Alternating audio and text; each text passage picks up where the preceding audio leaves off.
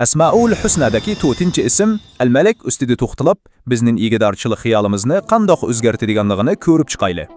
Agar hamma narsa Allohga mansub bo'lsa, siz zodi nimaga ega? Bu savol odatdagi ko'z qarashlarimizga jang e'lon qiladi. Al-Malik mutlaq hukmdor deganlik. U huquqni sinoq sifatida beradigan va oladigan yagona haqiqiy egadir. Arabcha mim, lam va kaf harflari cheksiz qudrat, mutlaq hukmronlik va haqiqiy kuch-quvvatni gösteriyordu. Bizning eng chong xatoligimiz mulkni, ya'ni mutlaq egadorchilikni vaqtliq amonat bilan aralashtirib olishimizdir. İnsanın tekebburluğunu oylap bakın. Bir öge egimen deyimiz ama onun aslındaki yerini mi biz yaratmagın gur? Haqiqiy egidorchilik yo'qlikdan yaratishni talab qildi. Biz unda qila olmag'ichqa, bu dunyoda faqatla oriyat alg'uvchilarmiz. Tarixdagi şeytan, Firavun ve Karun'dan ibaret 3 nefs vekili haqiqiy egenin kim ekanligini unutup kalıp halak oldu. Şeytanın xatolig'i o'ziga bo'lgan takabburligi edi. U men degan so'zga ko'rlik bilan esilib, boshqalarni inkor qildi. Firavun mal-mulk takabburligi vakili qildi. O bütün zemin ve imperiallarni fakat özünün hakkı deb da'vo qildi. Qarun bilim takabburluğunu ko'rsatur. U özünün gayet zor baylıqını yalğız öz aqlim bilan tapdım deb xato o'yladi. Ularni Sulaymon alayhissalomdek odil rahbarlarga solishtiring. U g'oyat zo'r huquqqa ega bo'lsa-mu, faqatla kamtar bir omonatchi edi. O ham xiyoldan qutulib, nafsimizni davolash uchun biz cho'g'im 3 muhim va o'zgartguchi qadamni bosishimiz kerak. Barliq harakat talab qiladi. Halal tepish ve zekat arkalık sehiylikle ortaklaşış hepimiz ada kılışqa teyişlik mecburiyettir. Allah bizni iki xil sınaydı. Esingizde mi? Namratlık bir sınak bolsa, gayet zor baylık, köpince teximi ağır yüktür. En yaxshi deva şu ki, haqiqiy erkinlik bolsa, baylıkta mı, namratlıkta mı okşaşla mükemmel hissiyat denkpunguluğuna erişiştir. Ahırda sizge munday bir sual koyay. Siz baylığınızga hoca mı? Yoki baylığınız sizge hoca mı? Mustafa İslamoğlu'nun El-Malik Tohrası'daki esil dersine hoş geldiniz. Vaktini israf etmeyin, derhal meksada oteyelim. Avval özümüzden şunu sorap bakalı. Siz pul mallarınızın hakiki egisi müsünüz, ya ki mal dünya sizni başkırvasınız? Birinci kısım El-Melek'nin asli manisi ne mi? Korup bakayla. Al-Malik deganlik barliq kuch va boyliqning mutlaq birdin bir egisi deganlikdir. Uning mulki berish bilan hargiz azayib qolmaydi. Arapçadagi melek, yığ, sıdıdan kelgan mülük, melek degan sözlerinin hemmesi en âli güç kudretini korsatudu. Mesele dal mushu yerda chiqdi. Biz insanlar qo'limizdagi vaqtliq amonatni mening mutlaq mulkim deb ham xiyol qilamiz. Ikkinchi qism mutlaq igidorchilik bilan amonatning farqiga qarayli. Kur'an bizge şunu nihayeti eniq etkitdiki, sizdeki pul baylık, hukuk ve güç şahsi mülk emas, belki amanettir.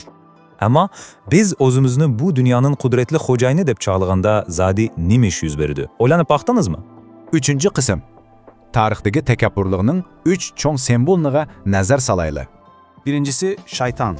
O pekatla men degen sözge asli bilip, özünü başkalardan üstün körüp, hakavurluk kılgan. İkincisi Firavun.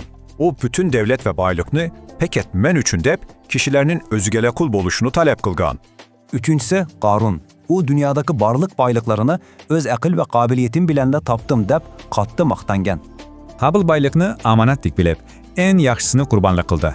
Qobil bo'lsa, mulk deb o'ylab, eng nachirini berdi. 4-chi qism. Xullasa, undaqda haqiqiy ruhiy erkinlikning sirri nima? Mevlana Rumi deydi ki, baylık bir deniz, kalbiniz bolsa bir keme. Su kemeye kirsila, keme çöküp getido. Kemiyi çöktürüp koymaslık üçün malını halal tepin, başkalar bilen ortaklaşın, hem de onun pakatla bir amanet ikenlikini unutmang. Baylık qo'limizga kirganda mi, va chiqib ketganda mi, qalbingizda o'xshashlar, xotirjamlik his qila olasangiz, mana shu haqiqiy erkinlikdir. Ahirda o'zingizdan shuni so'rang. Hozirgi pul mollaringiz haqiqatan sizningmi yoki faqatla sizga berilgan vaqtlik bir amonatmi? Esselamu Aleyküm. Bugün biz Allah'ın güzel isimlerinden El-Malik'nin içki sırrı ve hayatımızdaki ehemmiyeti üstünde toxtalaymiz. Hazır etrafınızdagi özümün gap qaragan hamma narsaga qaraying. Siz ularning haqiqiy egasimi yoki faqatla vaqtliq ariyat aldingizmi? İslam'da bunun cevabı eynek. Allah El-Malik'tir. Yani bütün kainattaki varlık baylık ve hukukunun yegane, mutlak igisi. Xuddi mushu yerda tilga elingandak, bu bizning şeylarga bo'lgan ko'z qarashimizni butunlay o'zgartirdi. Igidarchilikmi yoki omonatmi? Narsalarga man ega desiz, tugmas g'amga patsiz. Ammo faqatla vaqtliq omonatdor ekanligingizni bilsangiz, qalbingiz haqiqiy orom topadi. Obdan o'ylab baxın, agar shu boyliqning haqiqiy xo'jayini bo'lsangiz, nemishqa uni mangu o'z yeringizda saqlab qola olmaysiz? Hatta öz tenizini özünüz yaratmadan turup, qandamı bu dünyadaki başka narselere ben mutlak ege dep dava kılalaysınız. Tarixqa nazar salsak, özünü mutlak ege sanap halak bolgan 3 çoğ tekebbürlük simvolünü görüyoruz. Birincisi, şeytan men dedi. Andan Firavun menin dedi. Karun olsa bularını öz aklım bilen taptım dep kibirlendi. Bu quruq qam xayol ularning nafsini ko'ptirib, oxirida ularni butunlay moddiy va ma'naviy halokatga elib bordi. Bunun aksiçe Süleyman aleyhisselam çeksiz hakimiyetke ega bolsa-mı, özünü faqatla bir sınaqdagi amonatdor deb bilgan. Ondaqda so'rab baykishimiz mumkin. Agar biz hech nimaga ega bo'lmasak, ondaqda haqiqiy erkinlik zoti ne? Alimlar mundaq deydi. Haqiqiy erkinlik butun dunyoga erishish bilan unundan quruq qolish siz uchun opyoqshash bilingan paytudur. Agar boyliqning kelib ketishi qalbingizni tavritib o'tsa, demak siz boyliqqa emas, boyliq sizga xo'jayin bo'libdi. Shundaqmi? Şuna Al-Malik ismini yürekten tanış, varlık, hukuk ve mülkün fakat Allah kala mensup olduklarını itiraf etmektir. Bu del emanet tuygusudur. Yani baylık, hukuk ve hatta tenimizin bu yaratkuçudan birilgen vaktilik, mukaddes amanet ikenlikliğini biliş. Bu düşünce hemminin özgeritir. Kolunuzdaki nerseler sizin şahsi mülkünüz mü yoksa Allah'tan gelen bir sınak mı? Hatta biz pervasızlıkla israf kılıp etken şu tamak mu, əslində dünyadakı aç qalğanlar üçün bizə verilən bir amanat idi. Malikni haqiqi düşünüş bizni aşu tügəməz açgözlük və mədiyyətçiliknin əğir zəncirdən bütünlay azad qılıdı. Axırda şu haqiqiy egisinin aldığa qaytqanınızda sizga berilgan omonatlar uchun qandaq javob berasiz? Buni bir o'ylab baqing. Qayna, birlikte o'ylanib baqayli. Bir narsaga haqiqiy xo'jayin bo'lish zadi nimni bildiradi? Sizden so'raydigan bek muhim bir savolim bor. Siz boyliqning xo'jayinimi yoki boyliq sizning xo'jayininizmi? Birinchi qism mulk xiyoli. Bizdagi bu mening degan igidorchilik tuyg'usi aslida faqatla bir xiyol. O'ylab baqing, uyingizning materiallarini siz yaratmagan yerda, uningga qanday mutlaq igidorchilik qila olasiz? Asla mumkin emas. Biz hatta o'zimiz nima yaratmadik, shundaqmi? Shunga xo'jayinlik deganimiz aranla vaqtliq bir metafora xolos. İkinci qism Al-Malikning ma'nosi. Keling, koinotning birdan biri haqiqiy egasini to'nib chiqaylik. Allah Al-Malikdir. U mutlaq yaratquchi, ya'ni mangu tugmaydigan boyliqni, shundaqla hammaning haqiqiy egasi. Arabchadagi malak o'zaki ne degan qaramat ha? U quvvat, mulk va bo'ysunish degan cho'nqur ma'nolarni birlashtirgan. Bu so'zlar quvvatga bog'langan bilan yodda tutingki, haqiqiy quvvat uchun cho'qim mutlaq yaratish kuchi bo'lishi shart. Uchinchi qism, igidorchilikmi yoki omonatmi? İnsanlar o'zini xo'jayin chog'laganda takabburlik xatiri qandoq boshlanadi? Shaytonning men ondan ustun deyishi kibrining manbasi. Bu dal tunji yalan xo'jayinlik tuyg'usidir. Ananı piravinchi chiqib, bu ham xayolni balliga ko'tirdi va bir mamlakatga mutlaq hukmronman deb da'vo qildi. Ochko'z qarunchu, u butun boylig'ini o'zining aql parasisidan keldi. Bu mening o'z mulkim deb tasavvur qilgan. Bu qo'rqinchliq takabburlikning birdan bir shifasi omonat. Ya'ni qo'limizdagining shaxsiy mulkimiz emas, balki muqaddas omonat deb bilish. 4-qism oltin qoidasi. Endi boylig'ning quli bo'lib qolishdan qanday qutulish sirini echib beramiz. Boylik va huquq faqatla bir omonat. Mushu haqiqatni tushungandala, andan zanjirdan qutulib, haqiqiy erkin bo'lasiz. Haqiqiy erkinlik xuddi ikki tarafi ochiq tonnelga o'xshaydi. Boylik kiradi, andan sidiqa orqali osondan chiqib ketadi. Mavlana Rumiy aytgandek, bayiq suv, qalb kemi. Suv sirtda bo'lsa, kemini ko'taradi. Lekin ichiga kirsa, kemi qarq bo'ladi. Oxirgi qism, boylik sizni boshqurladimi? Qani, bu xo'jayinlikni tashlab, omonatchi bo'lishni qanday amaliylashtirishimiz ko'rib baqaylik. Buning uchun halal tepish, boshqalarga berish, Allohga shukr qilish, boylikni omonat bilish va uningga to'g'ri yetakchilik qilish kerak. Oxirida sizdan so'raydiganim shu: Özünüzni xo'jayin sanaydigan xayoldan voz kechib, haqiqiy omonatchi bo'lishga tayyormisiz? Yaxshi, qayna bu temaga bir kelib qo'yik. Biz hayotimizda doimo o'zimizni ba'zi narsalarning haqiqiy xo'jayinidek his qilib qolamiz, shundaq-ku. Ammo bu faqat bir xayolmi yoki reallikmi? Bugun biz islomdagi eng cho'nqur hukmlarning biri bo'lgan al-molik sifatini birlikda echib boqamiz. Qarang, bu faqatla bir nazariya emas, balki bizning pulga, mol-dunyoga bo'lgan ko'z qarashimizni butunlay o'zgartirib o'tadigan bir ajoyib safar bo'ladi. Aldi bilan o'zingizdan mono savolni berib so'rab boqinglar. Biz dunyoda haqiqatan biror narsaga egami yoki faqatla vaqtliq qariyat olg'uchimi? Shu tapda o'tirgan uyingizni, bankidagi pulingizni, mashinangizni, hatto o'zingizning mushu teningizni o'ylab boqinglar. Biz rostdan ularning manguligi xo'jayinimi? Albatta yo'q. Odam o'zi yaratmagan bir narsaga qandoqmi xo'jayin bo'laysan? Shundoq emasmi? Buni to'liq tushunish uchun biz cho'qim al-molik o'qumining tub yiltiziga nazar solishimiz kerak. Birinchi qism al-malik, ya'ni mutlaq ega. Arab tilida mulk va milk degan ikki so'z bor. Har ikkisi o'xshash yiltizdan kelgan, lekin farqi intihoyan cho'ng. Mulk ko'proq hukmronlikni, mutlaq qudratni ko'rsatadi. U shundoq bir kuchki o'z oldiga mavjud bo'lib turadi. Ammo milk bo'lsa, biz ega bo'lgan mushu moddiy boyliqlar, ya'ni mol dunyoni ko'rsatadi. Eng qiziqarli yeri nima bilamisiz? Milk hamisha yo'linadigan bir egaga muhtoj. Ya'ni boyliq o'zligidan tura olmaydi. U cho'qim bir xo'jayinga bog'langan bo'ladi, lekin shu xo'jayinning o'zimi mutlaq bir xo'jayinga, ya'ni yaratquchiga muhtoj bo'ladi. Bu yerde Arap tilining ne kadar matematiksel bir sistem olduğunu görebilirsiniz. Mana şu mim, lam, kef yıldızından gelip çıkan varlık sözlerin yadralık manası del, kuvvet ve güçtür. Meyli devlet yani mülk olsun, baylık yani mülk olsun, hatta kainattaki en güçlü mevcudatlar olan perişte yani melek olsun, hepsi muşu bir yıldızdan gelmiştir.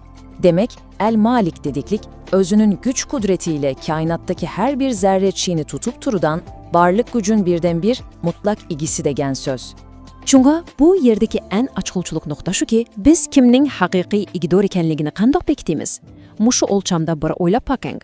Agar siz bir narsani boshqalarga bersangiz yo, lekin u narsa yana sizning kontrolligingiz va ziminingizda qolaversa, siz shu narsaning mutlaq egasi bo'lasiz. Biz insonlar bir narsani birsiga bersak, u darhol qo'limizdan ketadi. Ammo Alloh mol-mulkni bandalarga bergan taqdirdami, u mol yanada Allohning mulki bo'lib turaveradi. Chunki bizni Alloh yaratgan, shu mulkni Alloh yaratgan. Mana shunga faqat yaratquvchilar al-malik bo'la oladi. Chunki uning berganlari hech qachon uning mulkidan sirtqa chiqib ketmaydi. Ikkinchi qism igidorlik ham xiyolan. 10 ming. Nima uchun dal 10 ming yil? Chunki insoniyat tarixida 10 ming yildan beri davomlashib kelayotgan barliq qonliq to'qinishlarning, ya'ni Qabil bilan Habil o'rtasidagi tunch qarindoshlik jinoyatining, shundayla bugungi kundagi boylik tengsizligi, hatto xalqaro urushlarning eng negizlik sababi dal mushu yerda yoshiringan. Ya'ni insonlarning bu narsa mening, men buning haqiqiy egasi deb o'ylab qolishidan iborat bir ham xiyol. Boyliqni omonat deb bilmay, o'zining xususiy mulki deb qarash dal barliq urushlarning boshlanish nuqtasidir. Hamda bu yerdagi haqiqatdan qiziqarli bir nuqtaga qarayli. Qur'onda tilga ilingan 3 cho'ng simbollik kibr shaxsiga nazar solsak, nihoyatda ro'shan bir o'rtaliqni ko'ramiz. Shayton men odamiy zotdan ustun deb takabburlikning men degan simvolini yaratdi. Provencho u davlat va huquqni o'zining deb o'ylab, Misrni bu mening mulkim dedi. Qarun bo'lsa, g'oyat zo'r boylig'ini bu mening o'z qobiliyatim va o'z kuchim bilan kelgan deb boyliqning Allohdan kelganligini tamoman inkor qildi. Ko'rib turganingizdek, kuch talviligi, huquq talviligi va mol talviligidan iborat bu 3 xil pozitsiyaning oxiri o'xshashla mutlaq halokat bilan oxirlashdi. Nemishqa demamsiz? Chunki ular bilib bilmay al-molikning o'rnini talishga uringan edi. 3-chi qism mulk emas, balki omonat. Omonat. Qarang, bu bizim bütün kainat bilan bo'lgan munosabatimizni qaytadan shakllantiradigan intayin qudratli bir so'z. Agar siz qo'lingizdagi boyliqqa bu mening mangulik mulkim deb qarasangiz, uni yo'qitib qo'yishdan umr bo'yi qo'rg'ib o'tasiz hamda boshqalar bilan teng behriman bo'lishni faqatla xolmaysiz. Ammo uningga omonat sifatida qarasangizchi, bir damda siz faqat bir mas'uliyatchan boshqaruvchiga aylanasiz. Bu ideya insoniyat jamiyatidagi shuncha ko'p ochko'zlik va tengsizlikni tubdan hal qiladigan oltin formula hisoblanadi. Undaqda bu haqiqatni qabul qilganlarning hayoti qanday o'zgardi? Sahobalarning Abdurrahman ibn Avfning mushu hikoyasiga bir qarang. U o'zining barliq boyligiga faqat Allohning omonati sifatida bilan muomala qilgan. Shunga u boyligini hech ayamay sadaqa qilib taratganda, boyligi kemiyib ketishning o'rniga texim ko'payib ketgan. U buningga o'zini hayron qilib, o'zining bu omonatni yaxshi boshqarganligidan hosilat olganligini va jannatga yugurib kirdiganligini ifodalagan. Demak, omonatga xiyonat qilmaganda malning haqiqiy egisi uni sizga teximi ko'paytirib berdi. 4-qism qalb kemisi va boylik. Mashhur mutafakkir Jalaliddin Rumi'nin bu acayip okşatışına dikkat kılıp bakın. Keme denizsiz hergiz ilerleyemez değil mi? Huddi şunundek, bizi bu hayatta baylık, rızık gerek. O bizini tarakkiyata aldıya başlıyordu. Emma paciye, su keminin içine, yani mal dünyaya boğulan muhabbet sizin kalbinizin içine kirip algandıla andın başlanıyordu. Kalpte kirip getken mal dünya insanını çöktürüdü. Lekin onu kalpten sırtta tutup pekat kolumuzdaki bir koral supatide işletsekçu, o vakitte o sizini en yukarıya menzillerke elip aradığın tüptüz bir yolga aylanıdı. Şuğa hamamızın aldığında fakat ikkili tallaş var. Ya mal baylığınızın hocayını bolasız, ya ki onun kuluğa aylanasız. Nefsini kontrol kılalığan adam malını körse tümkün türüdü. Çünkü o malının fakat vaqtalık amanat ikenligini obdan bilüdü. Ama baylığa bütün mehrini berip, işqalib bu mening mülkümdü qattiq eslep algan adam, amaliyatda özü qovdavatgan şu mulkının mahbusuga, yani kuluğa aylanıp qalıdı. Siz malını başqarasız yoki mal sizni başqaradi. Bu bütün de sizning egidanlik uqumini qandaq tushunishingizga bog'liq. 5-qism haqiqiy erkinlikka yetish. Undaqa o'ylab baqala. Haqiqiy erkinlik degan zodi ne? O hargiz hech nimasi yo'q, yo'qsul yashash deganlik emas-chimi? Agar bir kuni g'oyat zo'r boylikka erishsangiz, qanchalik xotirjam tursangiz, shu boylikni yo'qitib qo'ysangizmi, qalbingizda zarrachilik o'zgarish bo'lmasa, ana shu chog'da siz haqiqiy erkin bo'lgan bo'lasiz. Chunki siz u malga yo'lanmagan, balki u malning haqiqiy egasi bo'lgan, ya'ni al-malikqa yo'langan bo'lasiz. Pulning kirishi bilan chiqishi sizga ta'sir qila olmaganda, bu dunyo sizni hargiz tutqun qila olmaydi. Amdiki masala, biz bu boylikning haqqini qandoq ado qilamiz? Bu zanjirsimon bir jarayon. Birinchidan uni cho'qim halol yo'l bilan topishimiz kerak. Andan uni faqat o'zimizga tutib olmay, ehtiyojli kishilar bilan o'rtoqlashishimiz, ya'ni sadaqa qilishimiz lozim. Shundaqla mol kelganda kibr qilmay, darhol shukr etish, ketganda bo'lsa umidsizlanmay sabr qilish bak muhim ruhiy holatdir. Eng oxirida bütün hayotingizda uni faqat meningla deb emas, balki bir omonat deb bilish. Mana bu sizni boylikning qo'li emas, balki haqiqiy xo'jayiningni aylantiradigan eng cho'ng sir. Oxirida shuni bir o'ylab boqing. Siz boyligingizning va nafsingizning quli bo'lishdan to'xtab, omonat engi orqali haqiqiy erkin bo'lishga tayyormi? Al-Malik bo'lgan bir zotga, ya'ni yaratquchiga tayangan kishiga hech qanday dunyoviy yo'qotish qo'rqinchi elib kelolmaydi. Qo'limizga kirgan har bir narsa faqat va faqat sinoq uchun berilgan bir omonat xolos. Uni yuragingizning ichiga kirgizmay, faqat qo'lingizda tuting. Shundoq qilganda kiyiminiz hargiz g'arq bo'lmaydi. Yaxshi misli, aziz qarindoshlar, bugungi tushuntirimizga xush kelibsizlar. Bugun biz nihoyat qiziqarli va cho'nqur bir temaga, ya'ni Allohning go'zal ismlarining biri bo'lgan El-Molik, mutlaq igidorchi degan sifatga ichkirlab kiramiz. Biz kunda dilgudak ag'lab turadigan, ammo haqiqiy ma'nosini bak cho'nqur o'ylab ketmaydigan bu uqum amaliyotda bizning hayotga, boylikka va hatto o'z-o'zimizga bo'lgan ko'z qarashimizni butunlay o'zgartirib o'tadigan ajoyib bir kuchga ega. O'ylab baqinglarchi, biz kundalik turmushimizda bir narsaga shundoq ko'nib qolganmizki, xuddi qo'limizdagi pul, oyimiz, hatto bizning bu tenimiz va jinimizmi to'liq o'zimizga mansubdek his qilamiz. Shundaqo? Lekin o'zimizdan so'rab baqaylikchi. Biz haqiqatan shu narsalarning mutlaq ig'isimi? Bugungi manbamiz bizga buning faqatla bir xam xiyol ekanligini nihoyatda aniq ko'rsatib beradi. Buni oydinlashtirish uchun aldı bilan biz o'zimiz yaratgan mushu bir xam xiyolni, ya'ni bu mening mulkim deydigan saxta tuyg'uni parchalab tashlashimiz kerak. Tarixga qaraydigan bo'lsak, qadimgi dunyodagi urushlardan tarix, taka kapitalizm va kommunizmdek zamonaviy ideyalargacha bo'lgan insonlar orasidagi barliq to'qinishlar dal mushu soxta egidorchilik xam xiyolidan kelib chiqqan. Bizning bir narsaga mutlaqo ega bo'lishga bo'lgan achquzligimiz dunyodagi nurg'unlar azob uqubatlarning tub yildizidir. Qarang, biz hatto o'zimizni o'zimiz yaratmagan tursak, qandaqmi dunyodagi narsalarni mutlaqo mening deb topishimiz. Bu odamni haqiqatdan o'ylantiradigan bir nuqta. Endi gapning postkinisine kelaylik. Arab tilidagi so'z yıldızları bu iqtidorchilik va kuch uqumini matematikali usulda intihai qaltis yeshib berdi. Agar biz bu so'zning yildiziga qaraydigan bo'lsak, m, lam, kaf. Mushu 3 harfdan tuzilgan so'zlar umuman mutlaq kuch, qudrat va shiddatni ifodalaydi. Mana bu bizning Allohning al-Malik, mutlaq iqtidorchi degan sifatini tushunishimizdagi eng ochquchliq ko'znak. Bu yıldızdan türlenen sözlerde bir karayalım. Mesela güç, kudret manasındaki mülük, kudretli mevcudat olan melek yani perişte ve en güçlü haleti bildiredigen kemal. Bunların hepsi del okşaş bir halk güçgenine ege. Gördünüz mü? Hakiki iqtidarçılık kılıçta değillik, tabii halde mutlak kudret ve güce bağlanmış olduğunuz demeklik. Bu yerde dikkat kılışa tek işlik, nihayet incike ve muhim bir fark var. O bolsumu Malik ile Melek oturasındaki fark. Gerçi bu iki söz ahangdaş bolsumu, felsefe ve gramatika cəhətdən pərki nihayeti çoğ. Məlik degenimiz zatqa qaraydı, yəni o mahiyyət cəhətdəki padişah. Amma Malikçu o hərəkətə qaraydı. O bizgə aktiv halda mülkünü berib, andan onu qaytırıb veriş arqılı biznesini aydıgan mutlaq iqtidarçıdır. Şunlaşqa, ana şunluq bir gözəl söz var.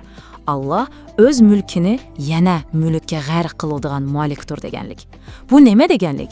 Demak, Allah sizga boyliq berganda, aslida o'zining mulkini o'ziga tava bo'lgan yana bir mulkning qo'liga, yana dal sizning qo'lingizga tutqizib qo'ygan bo'ladi. Sizmi uning mulki, qo'lingizdagi narsami uning mulki? Undaqda insanlar bu ilahi orunlaştırışını unutup kalıp, özlerini mutlak igedip, ham hayal kılganda neme iş yüz beridi. Bunun neticesi hakikaten korkunçluk. Qur'onda saxta iqtidorchilikning dal mushundoq 3 xil qiyliplashgan obrazini tasvirlanadi. Birinchisi, man ortiq deb o'zining asli nasabidan faxrlangan shaytonning takabburligi. Ikkinchisi, bu Misr mening deb hukmronlik qilgan Fir'avnning huquq zulmi. Uchinchisi bo'lsa, boylikni Allohdan kelgan debdan olmay, bularni o'z aqlim va qobiliyatim bilan topdim degan Qarunning ochko'zligidir. Bu manba shuni ko'rsatadiki, inson o'zini boylikning mutlaq egasi deb qarab olganda, u zolimga aylanadi. Boylik faqat boylarningla orasida aylanadigan bir narsaga aylanib qolganda bo'lsa, insoniyatning haqiqiy fojiasi boshlanadi. Masalan, Haytidagi yer tavrishning ko'z oldingizga keltiring. Qo'shni boy davlatlar bu zo'r azob uqubatlarni darhol to'xtata oladigan boylikqa ega turibmi, qarab turadi. Nima uchun? Chunki ular o'zlaridagi boylikni mutlaq mening deb qaraydi va uni faqat o'zi uchunla yig'ib saqlashni o'ylaydi. Xudoga shukr, biz yanele insaniyetni bu veyran kılıç tabiatine özgerteliyimiz. Mənbəmiz bizge kalbimizi tinchlandıradigan bir altın yeşim yolu ko'rsatibeydi. Bu del shu altun gayde o'zimizning dunyo rashini o'zgartib, qo'limizdagi hech qanday narsaning bizning mutlaq mulkimiz emasligini, balki uning bizning xarakterimizni sinash uchun vaqtliq berilgan bir muqaddas omonat ekanligini tonib yetishimiz kerak. Mulk bilan omonatning farqini aniqlash hammani o'zgartidi. Agar siz boylikni omonat topilsangiz, cho'qim mushu 5 turli huquqni ado qilishingiz kerak. Qanday huquqlar? Ya'ni halol yo'l bilan tepish, boshqalar bilan teng bahramon bo'lish, qo'lga kirganda shukr, ketganda hamda aytish. Uni mulk emas, omonat deb qarash. Hamda muhimi, boylikning quli emas, xochisi bo'lish. Faqat shunda qirg'andala boylik ruhingizni egilaverishning o'rniga, aksicha sizning ruhingizga xizmat qiladigan holatga keladi. Bunga sahobalardan Abdurrahman bin Avf eng yaxshi ulgu bo'lalaydi. Qaran, u Madinaga kelganda qo'lida faqat bir to'l arg'inchisilar bor edi. U shunda g'oyat zo'r boylikqa ega bo'ldi, ammo mangu erkin yashadi. Chunki u boylikni to'xtamay, boshqalar bilan o'rtoqlashdi. Uning faqat Allohdan kelgan bir omonat ekanligini hergiz unutib qolmadi. Bu bizni bugungi tushuntirishimizdagi eng oxirgi, shundoqa hammadan bak chonqur bo'lgan bir temaga yetiklab keldi. Ya'ni, qanday qilganda o'z-o'zimizga hoja bo'lib, haqiqiy erkinlikka erishalaymiz. Şu an bunda bir sual var. Sizce haqiqiy erkinlik degan zadi nima? Ko'pinchimiz erkinlik deganni o'zimiz xaligan ishni qilishga yetgudek pul mulkka ega bo'lish deb o'ylaymiz. Ammo masalaning mohiyati rostinla shundaqmi? Bu manba bizga ruhiy jihatdagi shundoq yuksak bir manzilni ko'rsatib beradiki, ya'ni dunyoga erishish bilan uni yo'qotish qalbingizda butunlay o'xshash tuyg'u berganda, unda haqiqiy erkinlik bo'ladi. O'ylab boqing. agar bir narsaga erishish bilan uni qo'ldan berib qo'yish qalbingizda o'xshashla bir xil xotirjamlik paydo qila olsa, mana siz shu chog'da haqiqiy ma'noda erkin bo'lgan bo'lasiz. Demoqchimanki, siz cho'qim o'zingizning manmanchiligiga va nafsi xohishingizga xo'jayin bo'lishingiz kerak. Agar siz nafsingizni boshqarib, uningga xo'jayin bo'lmasangiz, muqarrar holda nafsingiz sizga xo'jayin bo'lib oladi va siz shuning quli bo'lib qolasiz. Ro'za tutishni misolga olaylik-chi. Bu dal mushu o'z-o'ziga xo'ja bo'lishning eng amaliy va chunqur mashqidir. Liq to'shqan tamoq dasturxoni oldida o'tirib, toki azon ovozi o'nglanguncha hech narsa yemasliginiz, nafsiy xohishingizning sizga xo'jayin bo'la olmaydiganligini, balki sizning o'zingizga ega ekanligingizni isbotlaydi emasmi? Buyuk olim Junayd Bag'dodining bundoq bir esil so'zi bor. Fakirlik hech nimasi yo'qlik emas, balki hech qanday narsaning sizga ega olaverilishine, sizni ishg'ol qilaverilishine yo'l qo'ymaslikdir. Siz bütün dünyanın baylığına ega oluşunuz mümkün. Lekin muhimmi, oşu baylık sizning qalbingizga kirib sizni kontrol qilmasala, siz ruhiy jihatdan behatar ve hakiki erkinsiz. Mevlana Jalaluddin Rumi bunu intahan mukammal bir o'xshatish bilan tasvirlaydi. U, qalb go'yo bir kema, bayliq bo'lsa dal shu dengizdir deydi. Agar suv kemaning sirtida tursa, kema yana mu ilg'arilaydi. Ammo suv kemaning ichiga kirib ketsa-chi, albatta kema g'arq bo'ladi. Ya'ni baylikni qalbingizga kirgizmay, faqat qo'lingizda saqlang. Shunda qilsangiz, u kemingizni mangdurdigan quvvatga aylanadi. Bugungi bu tahlilimizni oxirlashtirish oldidaman sizga mundoq bir o'ylanishga tegishli savolni qoldirib qo'yay. Hozirla atrofingizdagi o'zingiz mening deb qaragan narsalarga bir qarang va o'z-o'zingizdan so'rab boqing. Men atrofimdagi bu narsalarga egami yoki ular menga egidorchilik qilmatamidi? Zodi kimga hukmronlik qilmatidi? Bu sizni chunqur o'yga solib deb qarayman. Bugun biz bilan birga bo'lganingizlarga rahmat. Keyingi qaytamli tushuntirishimizda ko'rishguncha omon bo'linglar. Assalomu alaykum. Bugungi tushuntirishimizda biz hammamiz kunda ko'rib turadigan, ammo ancha o'ylanib ketmaydigan besh muhim bir temaga kiramiz. El-Malik, ya'ni boylik, huquq va omonat masalasi. Ko'namsa, boshlaylik. Sizni shundoq bir oddiy narsa so'rab boqay. Biz rostında biror narsaga egami? Biz ko'pincha "Voy, bu mening uyim, bu mening mashinam, mening pulim" deb faqirlanamiz, shundoqmi? Lekin o'ylab boqing-a, shu uyni solgan toshni yoki mashinaning tomirini siz bilan biz yaratdikmi? Yo'q, albatta. Biz faqatla tabiatda bor narsalarni olib, o'zimizning qilib olamiz. Mana bu kichikgina savol amaliyotda bizning chunqur yoshirilgan kibrimizga urilgan bir shapaloqqa o'xshaydi. Birinci bölüm. El-Malik degan zadine. Kelin bunu birle ko'rib chiqayli.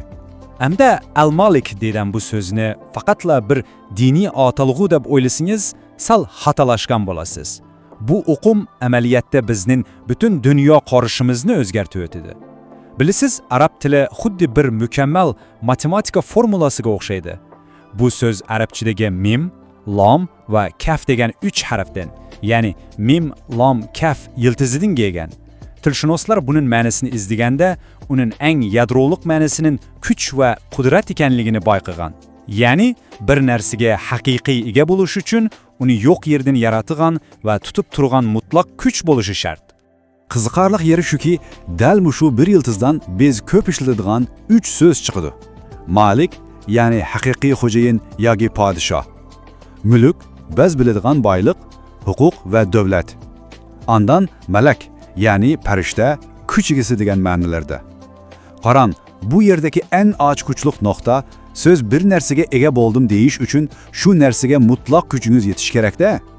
Ammo biz insonlarda undaq kuch bormi? Yo'q. Shunga biz yaratuvchi Allohning haqiqiy malik ekanligini, bizning bo'lsa faqatla bir ishlatguchi ekanligimizni his qilamiz. Bu bizni ikinci asosiy temamizda boshlab keldi. İgidorchilik amaliyotda bir ham xiyol. Şoňa bu mening mulkim deb ko'krak qixishimiz faqatla bir illyuziyadir. Bizning mulkimiz faqat vaqtliq ariyat. O'ylab boqing. Siz bir narsangizni boshqalarga bersangiz yoki sotvatsangiz, u narsa qo'lingizdan ketadi, to'g'rimi? Siz unga ega bo'la olmaysiz. Lekin mutlaq ega bo'lgan il-Malik o'z bandalarini boylik yoki huquq bergandimi, u mulk yanala Allohningki bo'lib turaverdi. Chunki boylikni olgan sizmi, boylikning o'zimi yanala shu yaratquchining ilkida. Biz o'zimizni xo'jayin deb o'ylab olganimiz bilan amaliyotda faqatla bir ariyat olg'uchimiz. 3. bölüm Baylık ve hukuk sınakı. Belkim hazır köngünüzde Undaqda niçin bazı adamlar dünyadaki şunca kop baylık ve hukuka ige oluyor deydigen sualti oluşu mümkün. Cevabı bek addi. Bu fakat bir sınak. Baylık hergizi ahirki maksat amaz. Tarihe karab bakalım. Davut ve Süleyman aleyhisselamlar dünyadaki en kudretli padişahlar idi. Lekin onlar bu gücün sınak ikenligini bilgen. Misal üçün Süleyman peygamber başka bir devlet melekesine hat yazanda men şunda güçlük dip muhtemastın hitini Allah'ın ismiyle başlagan. Karang gücün çokkasında mukemter boluş degen şo. Lekin yine bir tarafta hukuknu özünün mutlak şahsi mülki deyip şüşünüp en ahirinde özünü ve halkını halak kılan zalimlarını, diktatorlarını mı görüyoruz? Farkı bek çoğun şundak mı? Bu hakta Hazreti Ali'nin Adem'i silkip eden bir sözü var. O, ben Allah'a her bir arzuyumu vermediğilikten tanıdım, dedi. Wow, bek çonkur gep bu. Sen oylanıp bakıyna, eğer biz nemini oylasak şu an emele eşip dursa ne olattı? Kuş olup olattım deysiniz mi? Yok, bu biz için bir nimet emez. Pacia olattı. İnsanın nefsi toymadığıdı, her tilediğimiz berili verse, biz özümüzü bu dünyanın mutlak hocayını dep karab, bütün nef takavurlu şipket ettik. Şuna yaratıkucunun bezli talaplerimizi red kılışı, emeliyette bizi koruduydan bek çok bir mehri şefkat ve hikmettir. 4. bölüm. Şeytan, Firavun, Karun. Bunların ortaklıkları neme? Görüp bakayı. İnsan nefsi özünü xocayin dep oylap kalsa, nem oladı kaldığını biz tarihteki tuncu tokunuştan da bileleyimiz. Habil bilen Kabilni bilisiz. Ularının tokunuşunun tüp sebebi del şu igidarçılıkka bolgan köz garışı idi. Habil, baylıkны Allah'ın amaneti de bilgen, şunga en yaxşısını xuşallık bilen kurbanlık kılgan. Amma Kabil çu, u baylıkны bütünleyin minin mutlak mülküm dep qarıp algaçka, onundan ayrılgusu kelmeyi en naçarını bergen. Ahiride bixillik ve kızganış sebebinin öz karındışının kanının tökken. Gördünüz mü? Mesele baylıkның özünde emez, şu baylıkka kandak pozisyonda da boluşumuzda. Bu hata pozisyonun en çekici etken 3 xil haleti var. Biz bunu kibirinin 3 arxetipi deyimiz. Birincisi şeytan. U, men onundan yaxşı dep, nukul halda özünü üstün çağılan. Bu, men degen tuzak. İkincisi Firavun. U, bu Misir paket ve paket meninle üçün dep qarab, hemmeni şahsileştirip alan. Bu, menim degen tuzak. Üçüncüsü bolsa Karun. Şunca baylık verilse şükür kılış uyakta tursun, bu baylıklar menin öz kabiliyetim, menin bilimim bilen geldi dep oziga bak işinip ketken.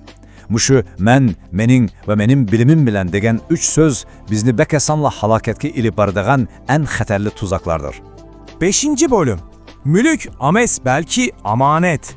Ondakta bu korkunçluk kibir tuzukudan, nefsimizden ve bu rehimsiz kapitalistik kızgınışlardan kandak kutulumuz. Muşu bir cümle sözünü çonkur kalbimizge pütüelişimiz gerek. Baylık ve hukuk mülk emez, amanettur. Mana bu bugünkü tahlilimizin en yadroluk noktası. Sizin kolunuzdaki baylık, hakimiyet hatta biliminiz mi sizge məlum vakitlik berilgen bir amanet halas. Eğer kişiler bularını benim mutlak şahsi mülküm dep karvalsa, dünyada zulüm, uruş ve tenksizlik kelip çıkıdı. Ama amanet dep bilse o çağda kişiler onu mesuliyet bilen başkaları bilen ortaklaşışını öğrenidi. Bugünkü künnükü bu açarçılık ve zulümlerin yıldızı del muşu amanetni mülk dep hata çüşünü valganlığımızdan kelip çıkvatı atudu emes mi? Bunu tehmi yaxşı düşünüş üçün Mevlana Celaleddin Rumi'nin muşu kaltaz okşatışına karan. O mundak deydi o. Kalp bir keme, baylık bolsa sudur. Su kemenin sırtında bolsa onu mandurudu. Lekin içige kirsek kemeni yırkık kılıdı. Yani bilip kalın, baylık tepiş ya küçlük boluş esla yaman iş demez. Kalp siznin onu kayerde saklaşınızda, pul yan çukunuzda bolsa siznin menzilge yetkizidigan yaxşı bir kural boludu. Emma baylıkның muhabbeti yüreğinizden içige kirip ketken haman ruhi keminiz çöküşke başlaydı ve siz öz baylıkınızdan kulu bolup kalısınız. 6. bölüm. Hakiki erkinlik sirri. Eğer hemen narsa fakat amanet bolsa, biz hiç nimege hakiki ege bolalmasak, ondaqda hakiki erkinlik ne degen gep? Bu seliştirmeye karan. Bir tarafta Peygamber Yusuf var. O zindanda, karanlık kamerada mahpus bolsun mu? Ama o öz nefsige, açığa tulu hocayın bolgan. Şunun o türmedi bu, goya ki bir padişahdek erkin idi. Yine bir tarafta bolsa Züleyha var. O en esil, en haşamatlik sarayda yaşabadı. Lekin şahvetinin ve arzularının kulu bulup kalgaçka, ameliyette sarayının içideki bir ruhi tutkunga aylanıp kalgan idi. Demek, hakiki erkinlik sizning qaysi sarayda yaşashınız bilan münasibetsiz. Agar qo'lingizga mal mülk gelgende tekabbürleşip ketmesiniz, qo'lingizdan ketganda azaplanıp yıkılıp düşmesiniz, dunyoga erishish bilan ayrılıp qalash, qalbingizda butunlay o'xshash bo'lgan aşı daqiqada, mana shu chaqda siz haqiqiy ma'nidagi erkin inson bo'lasiz. Əmdi düşəndirişimizin axırıda, kelinglər həmmimiz yürekimizge kolumuzni koyup durup muşu sualını sorat bakaydı. Sen nefsinge xacamsın ya ki kul mu? Biz çiçek gündüz yügürep tepu atkan baylık ve hukuk bizni başkurup atamdı ya ki biz olarını mı? Eğer biz hakiki mutlak ige bolgan el malikni tonusak, dünyadaki vazifemizning mülküt yığış emes, belki bizge amanat kılıngan bu kıska hayatını en güzel, pak ve mesuliyetlik halde utkuzuş ekenlikini düşünüyoruz. Mülkünün kulu bulmayla amanetning işençlik ilgisi bulalıydı. Bugünkü tahlilimizge hemrah bulganınız için köp rahmet. Bu okumlar hayatınızga yeniçi bir nur elip gelsin. Keyinki programımızda körüşkünçe aman bulunlar. Yaxshimizlar, qiymatli ko'rurmanlar. Bugungi tushuntirishimizga xush kelibsizlar. Bugun biz bekela qiziqarli, shundoqla odamni chunqur o'ylantiradigan bir temaga kiramiz. Odatda biz har kuni deb yuradigan, tilimizdan tushmaydigan bir so'z bor. Ig'idorchilik yoki mening degan so'z. Ammo bu so'zning orqasida zodi qanday sirlar yushirilgan? Inson tabiati va dunyo qarashimizda qanday yushirin krizislar bor? Kelinglar, birlikda bilib biqayli. Sözümüzni bunda bir oddiy olinadigan, ammo sal odamning narsiga tiydigan savol bilan boshlaylik. O'ylab baqingga, siz qo'lingizdagi narsalarga rostina iyimi yoki faqat vaqtli qiliq qorovullik qilyapmisiz? Ko'pinchamiz o'zimizni haqiqiy xo'jayindek his qilamiz. Mening uyim, mening mashinam, mening pulim deymiz. Shundaqo. Ammo biz haqiqatan shu narsalarga mutlaq iyimi? Bu savol o'zimizni aldayotgan eng cho'ng xom xayolimizni o'rtaga chiqardi. Ma'qul, gapni uzartmay maqsadga kelaylik. Bugun biz egadarchilikning qanday bir xomxayol ekanligini, kuchning yiltizini, malik va malik degan o'qimlarni, shundoqla boylikning bir ilohiy omonat ekanligini ko'rib chiqamiz. Oxirida qanday qilganda haqiqiy ruhiy erkinlikka chiqilib bo'ladiganligini tahlil qilamiz. Qanamizsa boshlaydik. Birinchi bo'lib avval mushu xo'jayinlik yoki igdorchilik degan xomxayoldan boshlaylik. Biz hammamiz moddiy dunyoning ustidan o'zimizni mutlaq xo'jayin deb faraz qilishga bekla amrak. Masalan, bir oyna olaylik. Biz onu benim deyiriz. Kolumuzda toxtam ezilgan kızı var mı? Var. Onun için pul töledikmi? Şunda. Ama bir oylab bakınlarca, şu öyünü salgan taş, tömür, simant ve toprakını biz yarattık mı? Yok, elbette yok. Mənbədəki tahlildə eni körsetilgəndək, mutlaq ige boluş üçün siz onu yokluktan var kılgan, yani yaratkan oluşunuz gerek. Materialını tabiattan yığıp, kuraştırıp koyupla, onun benim mutlaq mülküm deyiş, psikolojilik noktadan alganda hatarlik bir ham hayal xalas. Əməliyatda biz fakat ularına ariyatı alqıçılarımız. Hamda bu umumlarning asli yildiziga, ya'ni til jihatdagi manbasiga qaraydigan bo'lsak, bek qiziq bir ish bor. Bu yerde kişini heyran kaldırıdan bir matematiksel doğruluk var. Arapçadaki mim, lam, kef harflerinden terkip tapan bu söz yıldızı 3 farklı okumu veriyor. Karan, mülk bu en güçlü halet yani hakimiyet, devlet ve mutlak hukukunu bildirir. Andan mülk bu fakat mal mülk olup o öz aldığında duramıyordur. Çokun bir egeye yönelişi gerek. Ahiret ise melk bu buysunuş teslimiyet diyeceğini gösterir.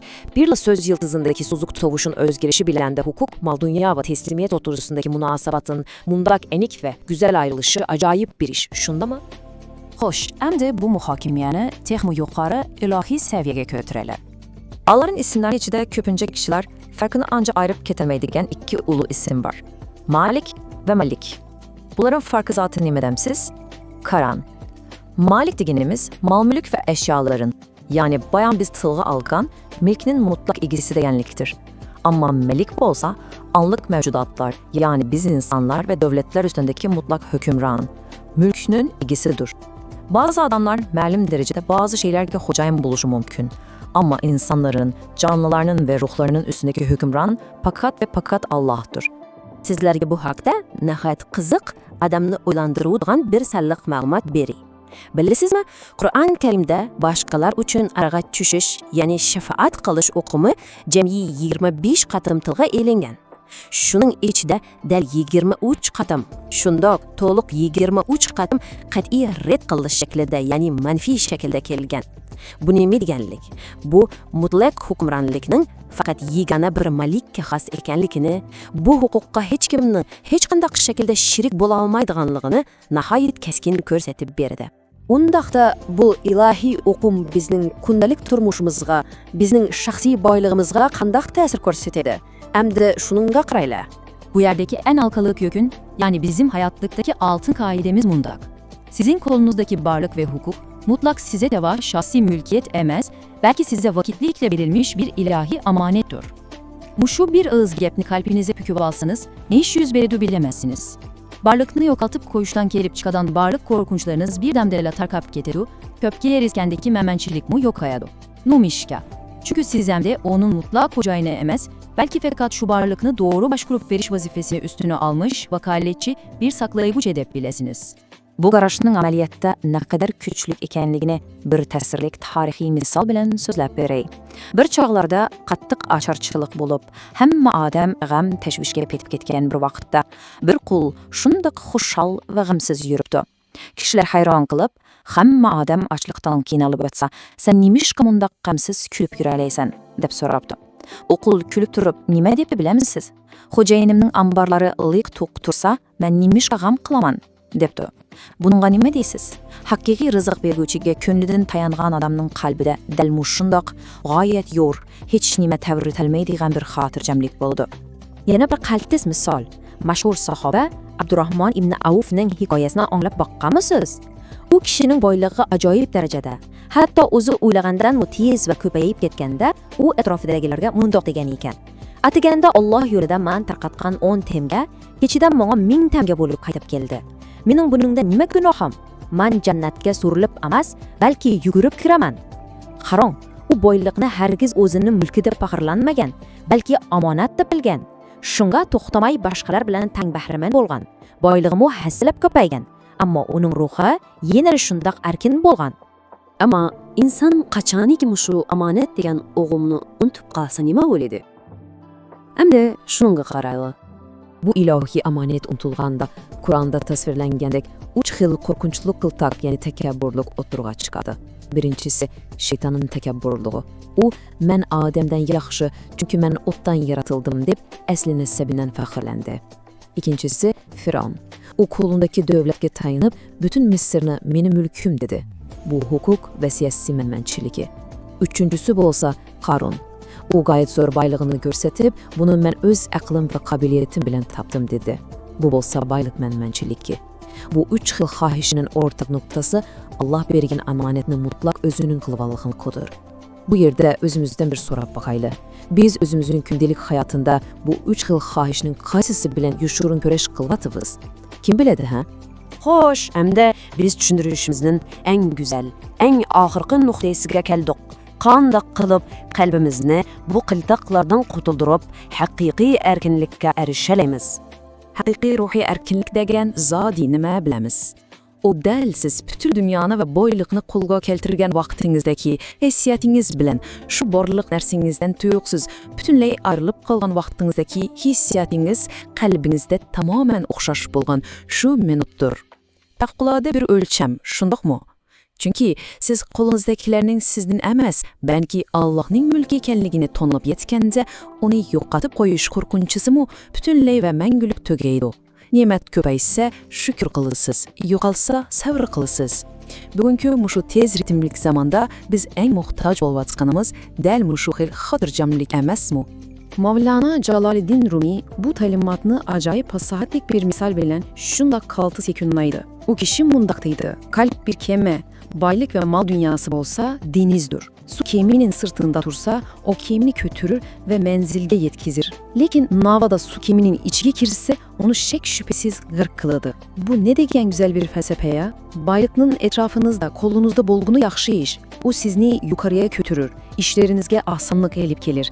Ama herkes onun yüreğinizin içine girip sizge hocayın boluvelişine yol koyman.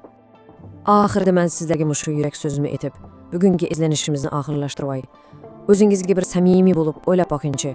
Sizning hayotingizdagi boylik, kuch va shu barliq ne'matlar bugungi kunda sizni manzilingizga to'g'ri ko'tarib mingyaptimi? Yoki sizni asta-asta dengizga g'arq qilyaptimi? Hayotingizdagi ne'matlarni xo'jayinlikning ig'ir bir yuki sifatida ansirab ko'tarib yuramsiz yoki uni Allohning go'zal bir omonati sifatida qadrlab, boshqalar bilan mutang bahramand bo'lyapmisiz? Bu haqiqatan har birimiz chunqur o'ylanishga tegishli masala. Bugungi tushuntirishimizga hamroh bo'lganingizlar uchun ko'p rahmat. Qalbingiz doim erkin, omonatingiz bexatar bo'lsin. Keyingi qaytimliq suhbatimizda ko'rishguncha omon bo'linglar. Yaxshi, qayna bu temaga bir kirib qo'yik. Biz hayotimizda doimo o'zimizni ba'zi narsalarning haqiqiy xo'jayinidek his qilib qolamiz, shundaq-ku. Ammo bu faqat bir xayolmi yoki reallikmi? Bugun biz islomdagi eng chonqur hukmlarning biri bo'lgan al-Molik sifatini birlikda echib boqamiz. Qarang, bu faqatla bir nazariya emas, balki bizning pulga, mol-dunyoga bo'lgan ko'z qarashimizni butunlay o'zgartirib o'tadigan bir ajoyib safar bo'ladi. Aldi bilan o'zingizdan mono savolni berib so'rab boqing. Biz dunyoda haqiqatan biror narsaga egami yoki faqatla vaqtliq qariyat olg'uchimi? Shu tapda o'tirgan uyingizni, bankidagi pulingizni, mashinangizni, hatto o'zingizning mushu teningizni o'ylab boqing. Biz rostini ularning meng'uliga xo'jayinimi? Albatta yo'q. Odam o'zi yaratmagan bir narsaga qanday qilib xo'jayin bo'laysan? Shundoq emasmi? Buni to'liq tushunish uchun biz cho'qim al-Malik o'qumining tub yiltiziga nazar solishimiz kerak. Birinchi qism al-Malik, ya'ni mutlaq ega. Arab tilida mulk va milk degan ikki so'z bor. Har ikkisi o'xshash yiltizdan kelgan, lekin farqi intihoyan cho'ng. Mulk ko'proq hukmronlikni, mutlaq qudratni ko'rsatadi. U shundoq bir kuchki o'z oldiga mavjud bo'lib turadi. Ammo milk bo'lsa, biz ega bo'lgan mushu moddiy boyliqlar, ya'ni mol dunyoni ko'rsatadi. Eng qiziqarli yeri nima bilamisiz? Milk hamisha yo'linadigan bir egaga muhtoj, ya'ni boyliq o'zligidan tura olmaydi. U cho'qim bir xo'jayinga bog'langan bo'ladi, lekin shu xo'jayinning o'zimi mutlaq bir xo'jayinga, ya'ni yaratquchiga muhtoj bo'ladi. Bu yerda arab tilining ne kadar matematiksel bir sistem olduğunu görebilirsiniz. Mana şu mim, lam, kef yıldızından gelip çıkan varlık sözlerin yadrılık manası del, kuvvet ve güçtür. Meyli devlet yani mülk olsun, baylık yani mülk olsun, hatta kainattaki en güçlü mevcudatlar olan perişte yani melek olsun, hepsi muşu bir yıldızdan gelmiştir. Demek el-Malik dediklik, özünün güç kudretiyle kainattaki her bir zerreçiğini tutup turudan, varlık gücün birden bir mutlak igisi degen söz. Chunga bu yerdeki en açılçılık nokta şu ki, biz kimning haqiqiy igidor ekanligini qandoq bekitimiz? Mushu o'lchamda bir o'ylab boqing. Agar siz bir narsani boshqalarga bersangiz-yu, lekin u narsa yanada sizning kontrolligingiz va ziminingizda qolaversa, siz shu narsaning mutlaq egasi bo'lasiz. Biz insonlar bir narsani birsiga bersak, u darhol qo'limizdan ketadi. Ammo Alloh mol-mulkni bandalarga bergan taqdirdami, u mol yanada Allohning mulki bo'lib turaveradi. Chunki bizni Alloh yaratgan, shu mulkni Alloh yaratgan. Mana shunga faqat yaratuvchilar al-Malik bo'la oladi. Chunki uning berganlari hech qachon uning mulkidan sirtqa chiqib ketmaydi. Ikkinchi qism igidorlik ham xiyolan. 10 ming. Nima uchun dal 10 ming yil? Chunki insoniyat tarixida 10 ming yildan beri davomlashib kelayotgan barliq qonliq to'qinishlarning, ya'ni Qabil bilan Habil o'rtasidagi tunch qarindoshlik jinoyatining, shundayla bugungi kundagi boylik tengsizligi, hatto xalqarалық urushlarning eng negizlik sababi dal mushu yerda yoshiringan. Ya'ni insonlarning bu narsa mening, men buning haqiqiy egasi deb o'ylab qolishidan iborat bir ham xiyol. Boylikni omonat deb bilmay, o'zining xususiy mulki deb qarash dal barliq urushlarning boshlanish nuqtasidir. Hamda bu yerdagi haqiqatdan qiziqarli bir nuqtaga qarayli. Qur'onda tilga ilingan 3 cho'ng simbollik kibr shaxsiga nazar solsak, nihoyat ro'shan bir o'rtaliqni ko'ramiz. Shayton men odamiy zotdan ustun deb takabburlikning men degan simvolini yaratdi. Provencho u davlat va huquqni o'zining deb o'ylab, Misrni bu mening mulkim dedi. Qarun bo'lsa, g'oyat zo'r boylig'ini bu mening o'z qobiliyatim va o'z kuchim bilan kelgan deb boylikning Allohdan kelganligini tamoman inkor qildi. Ko'rib turganingizdek, kuch talviligi, huquq talviligi va mol talviligidan iborat bu 3 xil pozitsiyaning oxiri o'xshashla mutlaq halokat bilan oxirlashdi. Nemishqa demamsiz? Chunki ular bilib bilmay al-Malikning o'rnini talishishga uringan edi. Uchinchi qism mulk emas, balki omonat. Omonat. Qarang, bu bizim bütün koinot bilan bo'lgan munosabatimizni qaytadan shakllantiradigan intayin qudratli bir so'z. Agar siz qo'lingizdagi boyliqqa bu mening mangulik mulkim deb qarasangiz, uni yo'qotib qo'yishdan umr bo'yi qo'rg'ib o'tasiz hamda boshqalar bilan teng behriman bo'lishni faqatla xolmaysiz. Ammo uningga omonat sifatida qarasangizchi, bir damda siz faqat bir mas'uliyatchan boshqaruvchiga aylanasiz. Bu ideya insoniyat jamiyatidagi shuncha ko'p ochko'zlik va tengsizlikni tubdan hal qiladigan oltin formula hisoblanadi. Undaqda bu haqiqatni qabul qilganlarning hayoti qanday o'zgardi? Sahobalarning Abdurrahman ibn Avfning mushu hikoyasiga bir qarang. U o'zining barliq boyligiga faqat Allohning omonati sifatida muomala qilgan. Shunga u boyligini hech ayamay sadaqa qilib taratganda, boyligi kemiyib ketishning o'rniga texim ko'payib ketgan. U buningga o'zini hayron qilib, o'zining bu omonatni yaxshi boshqarganligidan hosilat olganligini va jannatga yugurib kirdiganligini ifodalagan. Demak, omonatga xiyonat qilmaganda molning haqiqiy egisi uni sizga teximi ko'paytirib berdi. 4-qism qalb kemisi va boyliq. Mashhur mutafakkir Jaloliddin Rumi'nin bu ajoyib o'xshatishina diqqat qilib bakın. Keme denizsiz hergiz ilerleyemez değil mi? Xuddi shuningdek, bizga bu hayatta boylik, rizq gerek. O bizini tarakkiyata aldıya başlıyordu. Emma faciye, su keminin içine, yani mal dünyaya boğulan muhabbet sizin kalbinizin içine kirip algandıla andın başlanıdı. Kalpte kirip getken mal dünya insanını çöktürüdü. Lekin onu kalpten sırta tutup pekat kolumuzdaki bir koral supatide işletsek o vakitte o sizini en yukarıya menzillerke elip aradığan tüptüz bir yolga aylanıdı. Şuğa hammamizning oldinda faqat ikkila tanlash bor. Ya mal boylig'ingizning xo'jayini bo'lasiz, yoki uning quliga aylanasiz. Nefsini kontrol qila olgan odam malni ko'rsa timkin turadi. Chunki u malning faqat vaqtlik omonat ekanligini obdan biladi. Ammo boyliqqa butun mehrini berib, ish qilib bu mening mulkim deb qattiq eslab olgan odam amaliyotda o'zi qovdayotgan shu mulkining mahbusiga, ya'ni quliga aylanib qoladi. Siz malni boshqarasiz yoki mal sizni boshqaradi. Bu butunday sizning egidanlik o'qimini qanday tushunishingizga bog'liq. 5-qism haqiqiy erkinlikka yetish. Undaqa o'ylab boqayli. Haqiqiy erkinlik degan zodi ne? O hargiz hech nimasi yo'q, yo'qsul yashash deganlik emas-chimi? Agar bir kuni g'oyat zo'r boylikka erishsangiz, qanchalik xotirjam tursangiz, shu boylikni yo'qotib qo'ysangizmi, qalbingizda zarrachilik o'zgarish bo'lmasa, ana shu chog'da siz haqiqiy erkin bo'lgan bo'lasiz. Chunki siz u malga yo'lanmagan, balki u malning haqiqiy egasi bo'lgan, ya'ni al-malikqa yo'langan bo'lasiz. Pulning kirishi bilan chiqishi sizga ta'sir qila olmaganda, bu dunyo sizni hargiz tutqun qila olmaydi. Amdiki masala, biz bu boylikning haqqini qanday ado qilamiz? Bu zanjirsimon bir jarayon. Birinchidan uni cho'qim halol yo'l bilan topishimiz kerak. Andan uni faqat o'zimizga tutib olmay, ehtiyojli kishilar bilan o'rtoqlashishimiz, ya'ni sadaqa qilishimiz lozim. Shundaqla mol kelganda kibr qilmay, darhol shukr etish, ketganda bo'lsa umidsizlanmay sabr qilish bak muhim ruhiy holatdir. Eng oxirida bütün hayotingizda uni faqat meningla deb emas, balki bir omonat deb bilish.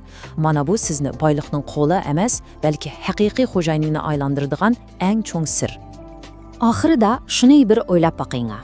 Siz boylig'ingizning va nafsingizning quli bo'lishdan to'xtab, omonat engi orqali haqiqiy erkin bo'lishga tayyormi? Al-Malik bo'lgan bir zotga, ya'ni yaratquchiga tayangan kishiga hech qanday dunyoviy yo'qotish qo'rqinchi elib kelolmaydi. Qo'limizga kirgan har bir narsa faqat va faqat sinoq uchun berilgan bir omonat xolos. Uni yuragingizning ichiga kirgizmay, faqat qo'lingizda tuting. Shundoq qilgandala kiyiminiz hargiz g'arq bo'lmaydi.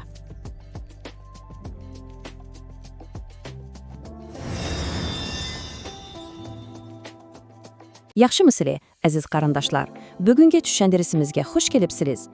Bugun biz nihoyat qiziqarli va cho'nqur bir temaga, ya'ni Allohning go'zal ismlarining biri bo'lgan El-Molik, mutlaq igidorchi degan sifatga ichkirlab kiramiz.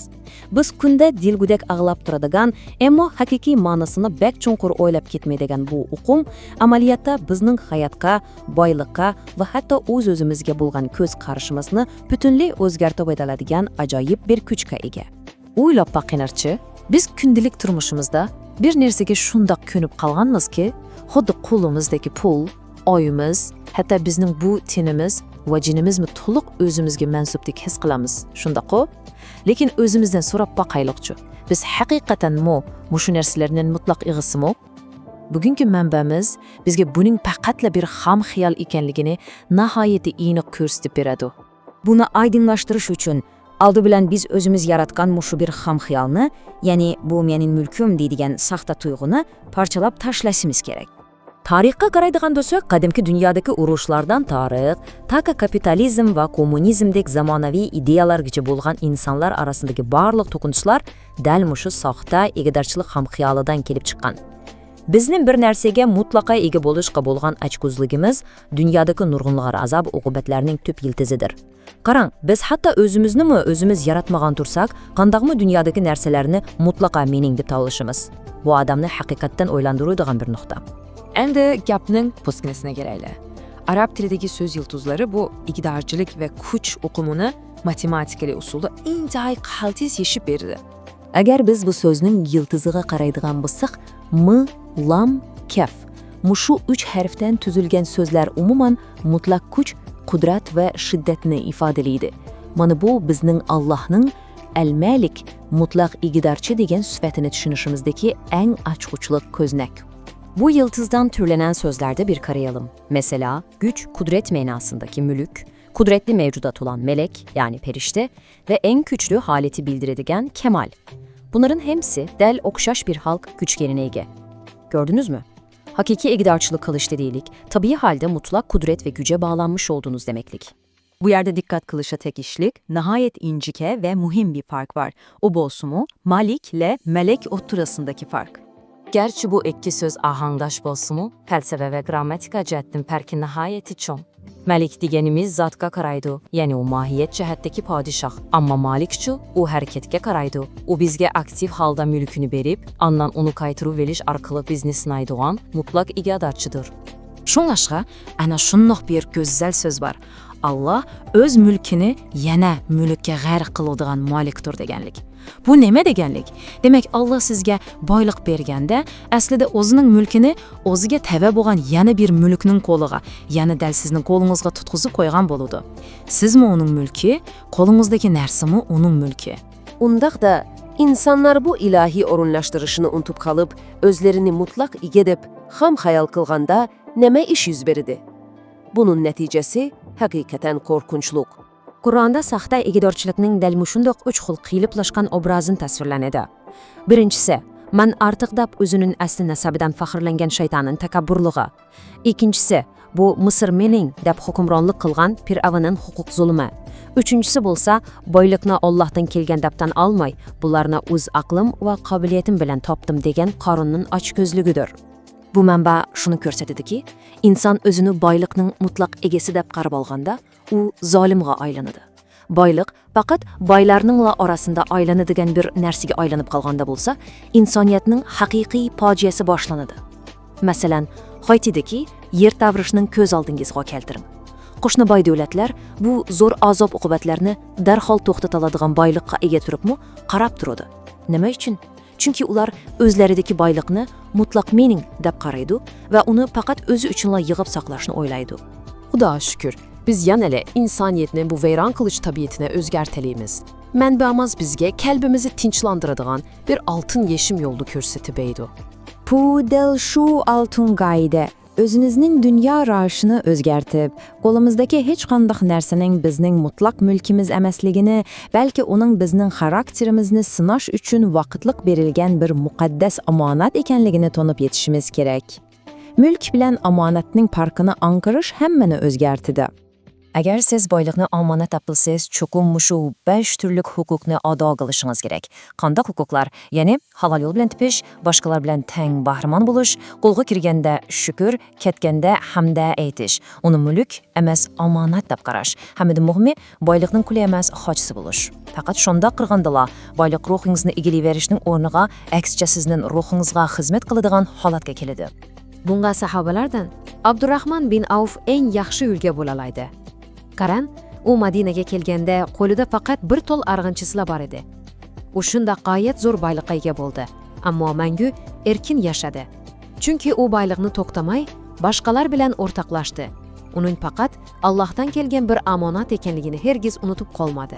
Bu bizni bugungi tushuntirishimizdagi en oxirgi, shundoqa hammadan bak chonqur bo'lgan bir temaga yetiklab keldi. Ya'ni, qanday qilganda o'z-o'zimizga hoja bo'lib, haqiqiy erkinlikka erisha olamiz. Shunga mana bunda bir savol bor. Sizcha haqiqiy erkinlik degan zodi nima? Ko'pinchimiz erkinlik deganni o'zimiz xaligan ishni qilishga yetgudek pul mulkka ega bo'lish deb o'ylaymiz. Ammo masalaning mohiyati rostinla shundaqmi? Bu manba bizga ruhiy jihatdagi shundoq yuksak bir manzilni ko'rsatib beradi-ki, ya'ni dunyoga erishish bilan uni yo'qotish qalbingizda butunlay o'xshash tuyg'u berganda, unda haqiqiy erkinlik bo'ladi. O'ylab boqing. Agar bir narsaga erishish bilan uni qo'ldan berib qo'yish, qalbingizda o'xshashla bir xil xotirjamlik paydo qila olsa, mana siz shu chog'da haqiqiy ma'noda erkin bo'lgan bo'lasiz. Demoqchimanki, siz cho'qim o'zingizning manmanchiligiga va nafsi xohishingizga xo'jayin bo'lishingiz kerak. Agar siz nafsingizni boshqarib, uningga xo'jayin bo'lmasangiz, muqarrar holda nafsingiz sizga xo'jayin bo'lib oladi va siz shuning quli bo'lib qolasiz. Ro'za tutishni misolga olaylik-chi. Bu dal mushu o'z-o'ziga xo'ja bo'lishning eng amaliy va chunqur mashqidir. Liq to'shqan tamoq dasturxoni oldida o'tirib, toki azon ovozi o'nglanguncha hech narsa yemasliginiz, nafsiy xohishingizning sizga xo'jayin bo'la olmaydiganligini, balki sizning o'zingizga ega ekanligingizni isbotlaydi emasmi? Buyuk alim Cüneyt Bağdadi'nin bundak bir esil sözü var. Fakirlik hiç nemisi yokluk emas, belki hiç kundoq narsenin sizge ege oluverilişine, sizin işgal kılıverilişine yol koymaslıktır. Siz bütün dünyanın baylığına ege oluşunuz mümkün.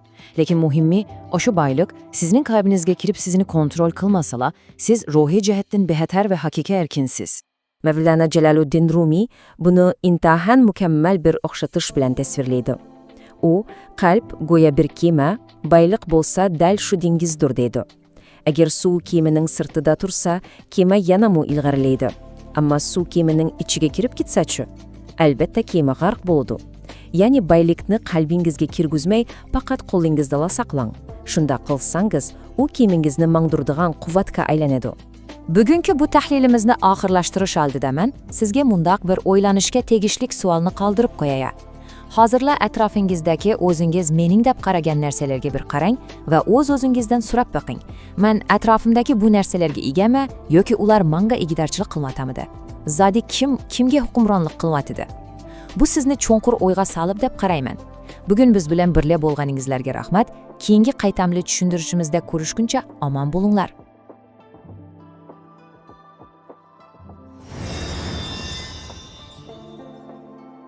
Assalamu alaykum. Bugünkü düşündürüşümüzde biz hemmemiz künde körüp tıradigan ama anca oylanıp ketmeydigan beyiç muhim bir temige kirimiz. El malik, yani baylık, hukuk ve amanet meselesi.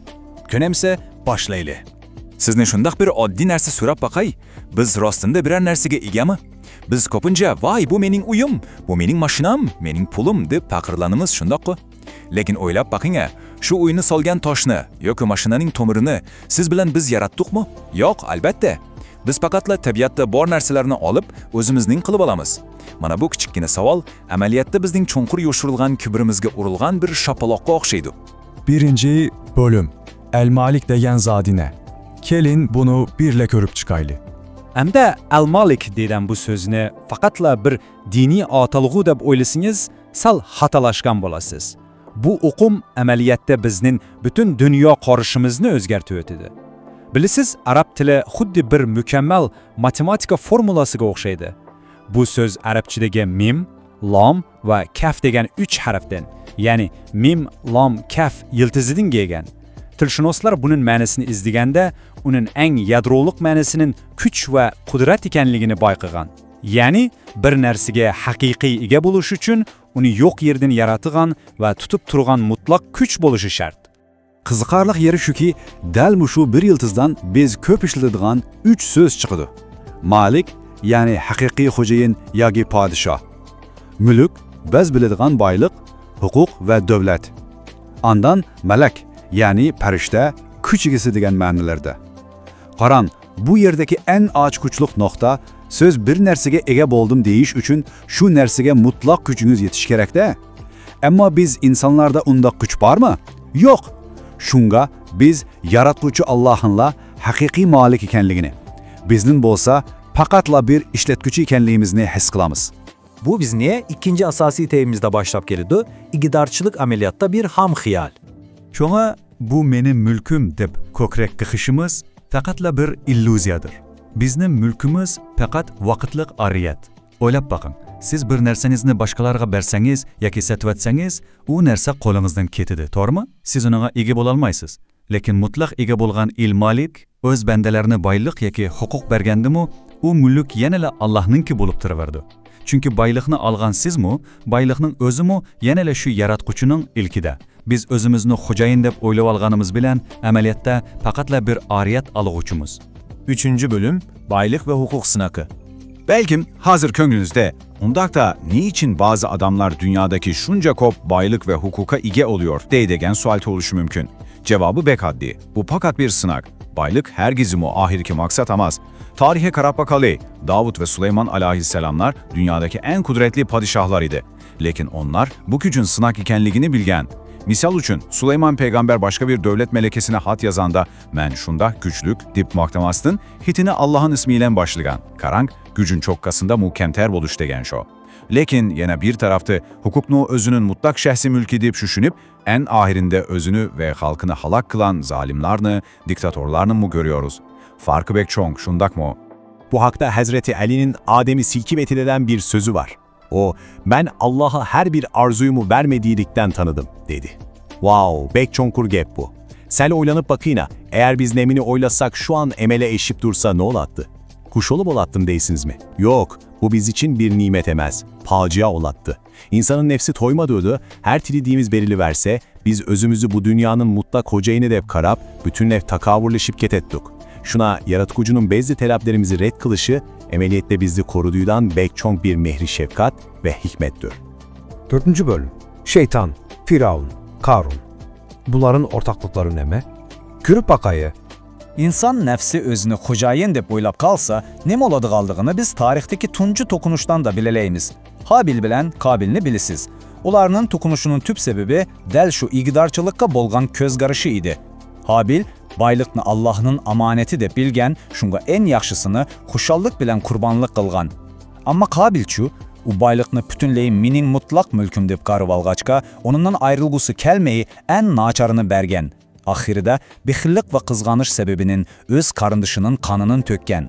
Gördünüz mü? Mesele baylıqның özünde emas, şu baylıqqa qandaq pozisyonda boluşumuzda. Bu hata pozisyonun en çekici etken 3 xil haleti var. Biz bunu kibirinin 3 arxetipi deymiz. Birincisi şeytan. U, men unundan yaxşı deb, nuqul halda özünü üstün çağılan. Bu, men degen tuzak. İkincisi Firavun. U, bu Misir paket ve paket meninle üçün dep qarab, hemmeni şahsileştirip alan. Bu, menim degen tuzak. Üçüncüsü bolsa Karun. Şunca baylık berilse şükür kılış uyakta tursun, bu baylıklar menin öz kabiliyetim, menin bilimim bilen geldi dep oziga bak işinip ketken. Muşu men, menin ve menin bilimim bilen degen 3 söz bizni bekesanla halaketki ilip bardığan en xeterli tuzaklardır. 5. bölüm. Mülük ames belki amanet. Ondakta bu korkunçluk kibir tuzukudan, nefsimizden ve bu rehimsiz kapitalistik kızgınışlardan kandak kutulumuz. Muşu bir cümle sözünü çonkur kalbimizge pütüelişimiz gerek. Baylık ve hukuk mülk emes, amanettur. Mana bu bugünkü tahlilimizin en yadroluk noktası. Sizin kolunuzdaki baylık, hakimiyet hatta biliminiz mi sizge məlum vakitlik berilgen bir amanet halas. Eğer kişiler bularını menim mutlak şahsi mülküm dep karvalsa, dünyada zulüm, uruş ve tenksizlik kelip çıkıdı. Ama amanet dep bilseç o çağda kişiler onu mesuliyet bilen başkaları bilen ortaklaşışını öğrenidi. Bugünkü künnükü bu açarçılık ve zulümlerin yıldızı del muşu amanetini mülk dep hata çüşünü valganlığımızdan kelip çıkvatı atudu emes mi? Bunu texmi yaxşı düşünüş üçün Mevlana Celaleddin Rumi'nin muşu qaltaz oxşatışına qaran. O mundak deydi o. Kalp bir keme, baylık bolsa sudur. Su kemenin sırtında bolsa onu mandurudu. Lekin içige girsek kemeni yırkık kılıdı. Yani bilip kalın, baylık tepiş, ya küçlük boluş esla yaman iş demez. Kalp siznin onu kayerde saklaşınızda, pul yan çukunuzda bolsa siznin menzilge yetkizidiğen yakşı bir kural boludu. Emma baylıkның muhabbeti yüreginizden içige kirip ketken haman ruhi keminiz çöküşke başlaydı ve siz öz baylıkınızdan kulu bolup kalısınız. 6. bölüm. Hakiki erkinlik sirri. Agar hamma narsa faqat omonat bo'lsa, biz hech nimaga haqiqiy ega bo'la olmasak, undaqda haqiqiy erkinlik ne degan gap? Bu selishtirmaga qarang. Bir tarafda payg'ambar Yusuf bor. O zindonda, qarang'u kamerada mahbus bo'lsin-mu, ammo o o'z nafsiga, achchig'iga to'liq xo'jayin bo'lgan. Shuning o turmada bu go'yoki bir podshohdek erkin edi. Yana bir tarafda bo'lsa Zuleyxa bor. O en esil, en haşamatlik sarayda yaşabadı. Lekin şahvetinin ve arzularının kulu bulup kalgaçka, ameliyette sarayının içideki bir ruhi tutkunga aylanıp kalgan idi. Demek, hakiki erkinlik sizin qaysı sarayda yaşashınız bilan münasebetsiz. Eğer kolunuzga mal mülük gelgende tekebbürleşip ketmesiniz, kolunuzdan ketkende azaplanıp yıkılıp düşmesiniz, dünyaya erişiş bilan ayrılıp kalaş, kalbinizde putunlay okşaş bolgan aşı dakikada, mana şu çağda siz hakiki manidagi erkin insan bolasız. Əmdi düşəndirişimizin axırida, kelinglar hammamiz yurakimizga qo'limizni qo'yib turib, mushu savolni so'rab baqaydi. Sen nafsingga xajamsin yoki qulmi? Biz checha kunduz yugurib tepayotgan boylik va huquq bizni boshqaryaptimi yoki biz ularnimi? Agar biz haqiqiy mutlaq ega bo'lgan el malikni tonusak, dunyodagi vazifamizning mulkut yig'ish emas, balki bizga omonat qilingan bu qisqa hayotni eng go'zal, pok va mas'uliyatli holda o'tkazish ekanligini tushunamiz. Mülkünün qulu bo'lmayla amonatning ishonchlik egisi bo'lalaydi. Bugünkü tahlilimizga hamroh bo'lganingiz uchun ko'p rahmat. Bu o'qimlar hayotingizga yangicha bir nur elib kelsin. Keyingi programmamizda ko'rishguncha omon bo'linglar.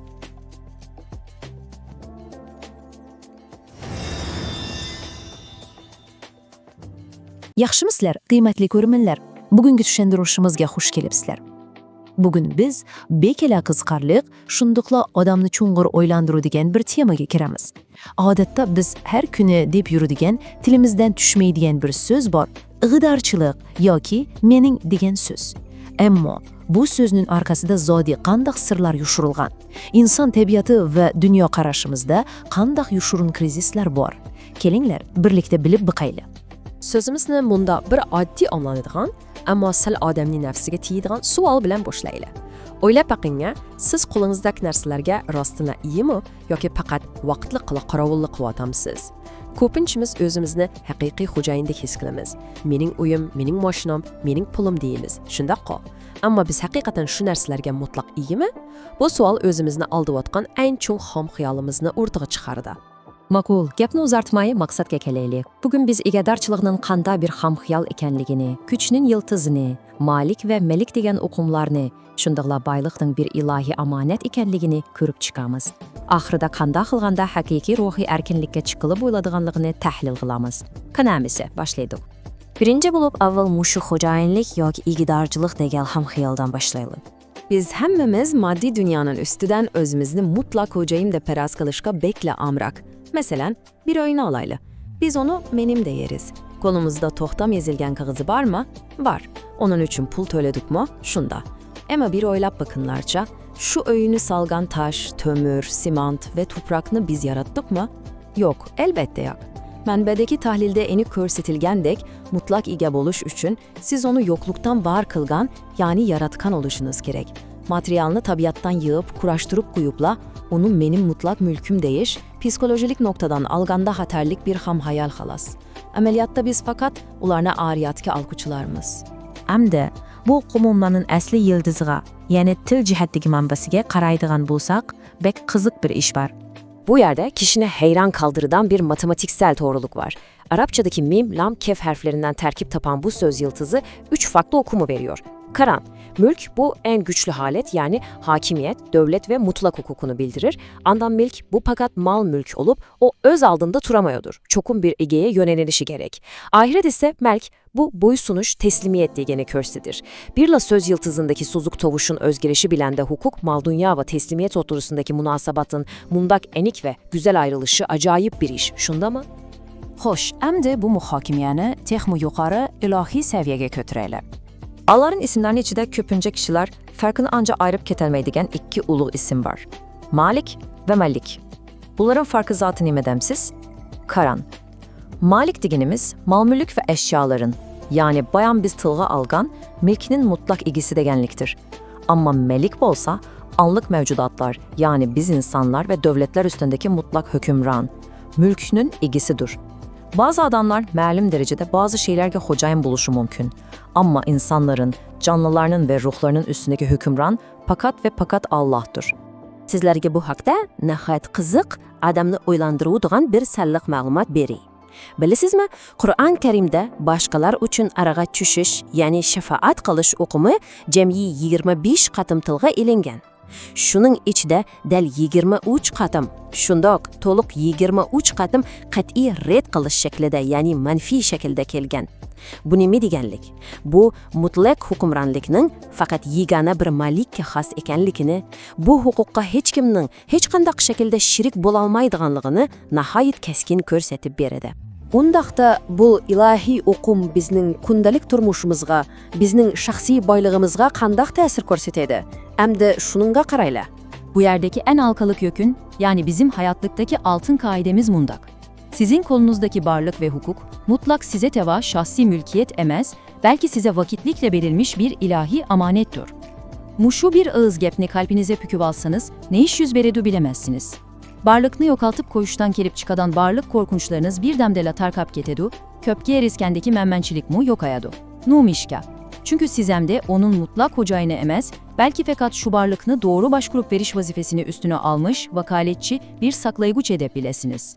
Bu qarashning amaliyotda naqadar kuchlik ekanligini bir ta'sirlik tarixiy misol bilan so'zlab beray. Bir chog'larda qattiq acharchilik bo'lib, hamma odam g'am tashvishga petib ketgan bir vaqtda bir qul shundoq xushal va g'amsiz yuribdi. Kishilar hayron qilib, hamma odam ochliqdan qiynalib o'tsa, sen nimishqa mundaq g'amsiz kulib yuralaysan, deb so'rabdi. U qul kulib turib, nima debdi bilamisiz?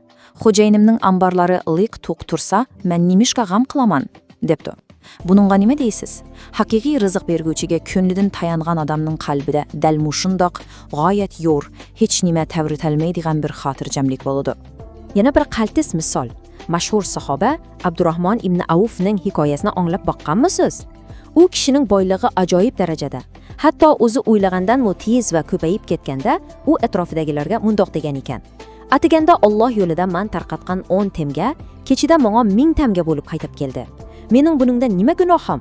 Men jannatga surilib emas, balki yugurib kiraman." Qarang, u boyliqni hargiz o'zining mulkida faxrlanmagan, balki omonat deb bilgan. Shunga to'xtamay boshqalar bilan tang bahramand bo'lgan. Boylig'imi hassilab ko'paygan, ammo uning ruhi yana shundoq erkin bo'lgan. Ammo inson qachoniki shu omonat degan o'g'imni unutib qolsa nima bo'ladi? Hamda shuningga qarayli. Bu ilohiy amonet unutilganda, Qur'onda tasvirlangandek 3 xil qo'rqinchli qiltaq, ya'ni takabburlik o'ttirg'a chiqadi. Birinchisi shaytonning takabburligi. U men odamdan yaxshi, chunki men o'tdan yaratildim deb asli nasabidan faxrlandi. Ikkinchisi Firavun. U qo'lindagi davlatga tayinib, butun Misrni mening mulkim dedi. Bu huquq va siyosiy manmanchiligi. Uchinchisi bo'lsa Qarun. U gayet zo'r boylig'ini ko'rsatib, buni men o'z aqlim va qobiliyatim bilan topdim dedi. Bu bo'lsa boylik manmanchiligi. Bu 3 xil xohishining o'rtaq nuqtasi Alloh bergan amonatni mutlaq o'zining qilib olganligidir. Bu yerda o'zimizdan bir so'rab boqayli. Biz o'zimizning kundalik hayotida bu 3 xil xohishning qaysisi bilan yushurin kurash qilyapmiz? Kim biladi, ha? Xo'sh, hamda biz tushuntirishimizning eng go'zal, eng oxirgi nuqtasiga keldik. Qandoq qilib qalbimizni bu qiltaqlardan qutuldirib, haqiqiy erkinlikka erishalaymiz? Haqiqiy ruhiy erkinlik degan zodi nima bilamiz? O dal siz bütün dunyoni va boyliqni qo'lga keltirgan vaqtingizdagi hissiyotingiz bilan, shu borliq narsingizdan tuyuqsiz butunlay ayrilib qolgan vaqtingizdagi hissiyotingiz qalbingizda tamoman o'xshash bo'lgan shu minutdir. Favqulodda bir o'lcham, shundoqmi? Chunki siz qo'lingizdagilarning sizning emas, balki Allohning mulki ekanligini tonib yetganda, uni yo'qotib qo'yish qo'rqinchisimi butunlay va mangulik tugaydi. Ne'mat ko'paysa shukr qilasiz, yo'qolsa sabr qilasiz. Bugungi mushu tez ritmlik zamonda biz eng muhtoj bo'layotganimiz dal mushu xil xotirjamlik emasmi? Mavlana Jaloliddin Rumi bu ta'limotni ajoyib fasohatlik bir misol bilan shundoq qaltis yakunlaydi. U kishi mundaq deydi: qalb bir kema, boylik ve mal dünyası bolsa denizdir. Su keminin sırtında tursa o kemini kötürür ve menzilge yetkizir. Lekin navada su keminin içige kirse onu şek şüphesiz gırk kılıdı. Bu ne degen güzel bir felsefe ya? Baylıqның etrafınızda, kolunuzda bolğunu yaxşı iş. O sizni yukarıya götürür, işlerinizge asanlık elip gelir. Ama hergiz onun yüreğinizin içige kirip sizge hocayın bolu velişine yol koyman. Ahirde mən sizlərə muşu yürək sözümü etib, bugünkü izlənişimizni axırlaşdırvay. Özünüzge bir samimi bulup oylap bakınca, sizning hayatınızdagi baylıq, köç ve şu barlıq nimetler, bugünkü günde sizni mənzilingizge toğru götürüp mengip atamıdı, yoki sizni asta dengizge g'arq qilib atamıdı. Hayatınızdagi nimetlerine hocayınlıqning ığır bir yükü sifatida ansirab götürüp yüremsiz, yoki onu Allah'ın güzel bir amaneti sifatida qadrlab, baştalar bilen müteng bahriman bolup atamsiz. Bu haqiqatan her birimiz chunqur o'ylanishga tegishlik masala. Bugünkü tushuntirishimizga hamroh bo'lganingizlar uchun ko'p rahmat. Qalbingiz doim erkin, omonatingiz bexatar bo'lsin. Keyingi qaytimliq suhbatimizda ko'rishguncha aman bo'linglar.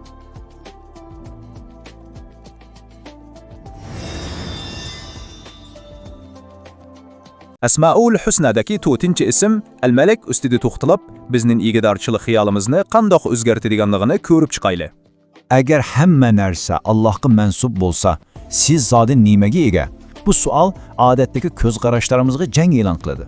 Al-Malik mutlaq hukmdor deganlik. U huquqni sinoq sifatida beradigan va oladigan yagona haqiqiy egadir. Arabcha mim, lam ve kef harfleri cheksiz kudret, mutlak hükümranlık ve hakiki güç kuvvetini gösteriyordu.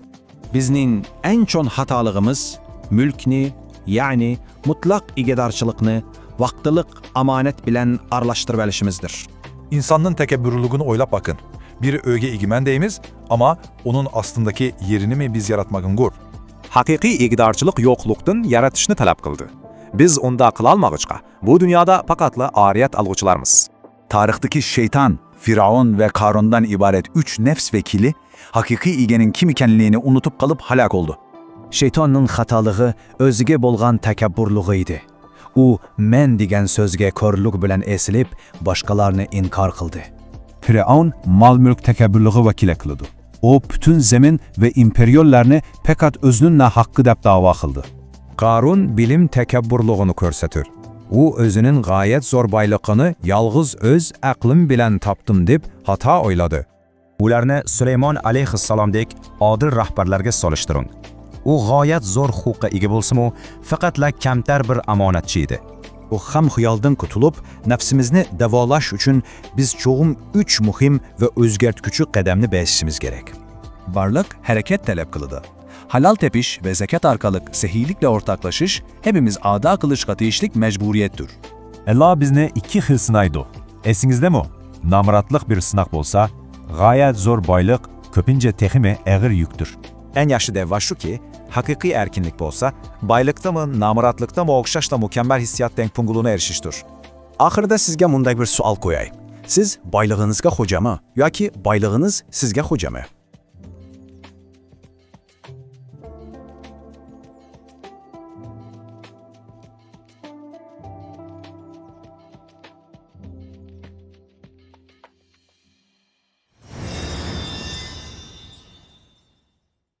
Mustafa İslamoğlu'nun El Malik Tohrası'daki esil dersine hoş geldiniz. Vaktini israf etmeyin, derhal meksada oteyelim. Avval özümüzden şunu sorap bakalı. Siz pul mallarınızın hakiki egisi minüsünüz, ya ki mal dünya sizni başkırvasınız? Birinci kısım El-Melek'nin asli manisi ne mi? Korup bakayla. El-Melik deganlik, barlıq kuch ve boyliqning mutlaq birdin bir egisi deganlikdir. Onun mulki, berish bilen hergiz azayıp kalmaydı.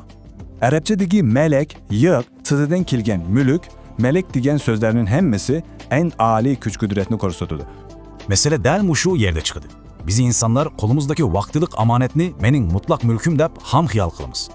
İkinci kısım, mutlak igdarchilik bilen amanetning farqiga qarayli. Kur'an bizge şunu nihayet eniq etkitdi ki, sizdeki pul baylık, hukuk ve güç şahsi mülk emas, belki amanettir. Ama biz özümüzni bu dünyanın kudretli hocayını dep çağlığında zadi nimiş yüz berdi. Oylanıp baktınız mı? Üçüncü kısım. Tarixdagi tekabburluğunun 3 çoğ semboluna nazar salaylı. Birincisi şeytan. O pekatla men degen sözge asli bilip, özünü başkalardan üstün körüp, hakavurluk kılgan. İkincisi Firavun. O bütün devlet ve baylıkını peket men üçün dep kişilerinin özgele kul boluşunu talep kılgan. Üçüncüsü Qarun. U dünyadaki barlık baylıklarını öz aql ve qabiliyetim bilen de taptım dep qatты maqtangan. Qabil baylıkni amonat deb bilib, eng yaxshisini qurbonlik qildi. Qobil bo'lsa, mulk deb o'ylab, eng nachirini berdi. 4-chi qism.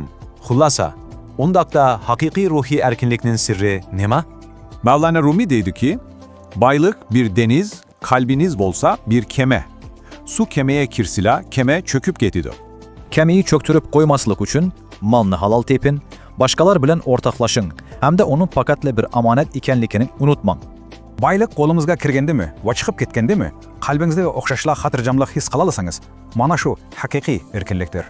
Ahirda o'zingizdan shuni so'rang. Hozirgi pul mollaringiz haqiqatan sizningmi yoki faqatla sizga berilgan vaqtlik bir omonatmi?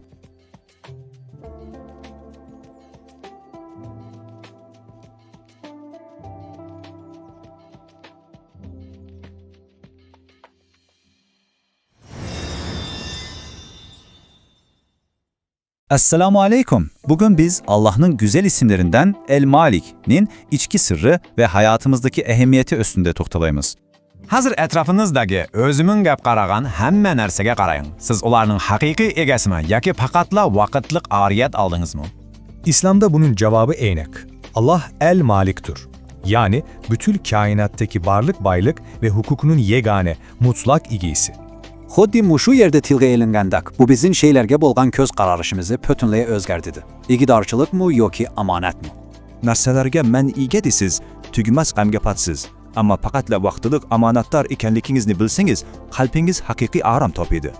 Obdan o'ylab baxın, agar shu boyliqning haqiqiy xo'jayini bo'lsangiz, nimishqa uni mangu o'z yeringizda saqlab qola olmaysiz? Hatta o'z tenizini özünüz yaratmadan turib, qandamı bu dünyadaki başka narselere ben mutlak ege dep dava kılalaysınız. Tarixga nazar salsak, özünü mutlak ege sanap halak bolgan 3 çoğ tekebbürlük simvolünü görüyoruz. Birincisi, şeytan men dedi.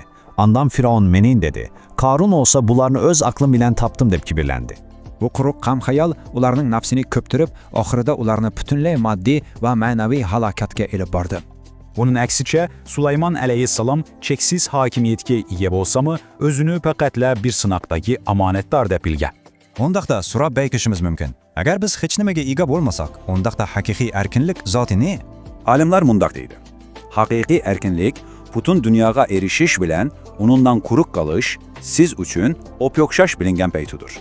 Agar boyliqning kelib ketishi qalbingizni tavritib o'tsa, demak siz boyliqqa emas, boyliq sizga xo'jayin bo'lyapti. Shundaqmi? Şuna Al-Malik ismini yürekten tanış, varlık, hukuk ve mülkün fakat Allah kala mensup olduklarını itiraf etmektir. Bu del emanet tuygusudur. Yani baylık, hukuk ve hatta tenimizin mu yaratkuçudan birilgen vaktilik, mukaddes amanet ikenlikliğini biliş. Bu düşünce hemminin özgeritir. Kolunuzdaki nerseler sizin şahsi mülkünüz mü yoksa Allah'tan gelen bir sınak mı? Hatta biz pervasızlıkla israf kılıp etken şu tamak mu, əslində dünyadakı aç qalğanlar üçün bizə verilən bir amanat idi. Malikni haqiqiy tushunish bizni aşu tügəməz açgözlük və mədiyyətçiliknin əğir zəncirdən bütünlay azad qılıdı. Axırda şu haqiqiy egisinin aldığa qaytqanınızda sizə verilən amanatlar üçün qandaq cavab verəsiz? Bunu bir oylab baxın.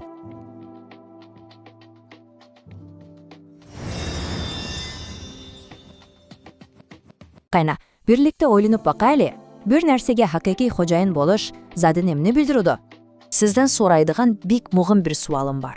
Siz boyliqning xo'jayinimi yoki boyliq sizning xo'jayiningizmi? Birinchi qism mulk xiyoli. Bizdagi bu mening degan igidorchilik tuyg'usi aslida faqatla bir xiyol. O'ylab boqing, uyingizning materiallarini siz yaratmagan yerda, uningga qanday mutlaq igidorchilik qila olasiz? Asla mumkin emas. Biz hatta özümüz nima yaratmadik, shundaqmi? Shunga xo'jaylik deganimiz aranla vaqtliq bir metafora xolos. Ikkinchi qism Al-Malikning ma'nosi. Keling, koinotning birdan-biri haqiqiy egasini to'nib chiqaylik. Allah Al-Malikdir. U mutlaq yaratquchi, ya'ni mangu tugmaydigan boyliqni, shundaqla hammaning haqiqiy egasi. Arabchadagi malak o'zaki ne degan qaramat ha? U kuvvet, mülk ve boysunuş degan cho'nqur ma'nilarni birlashtirgan. Bu so'zlar quvvatga bog'langan bilan yodda tutingki, haqiqiy quvvat uchun cho'qim mutlaq yaratish kuchi bo'lishi shart.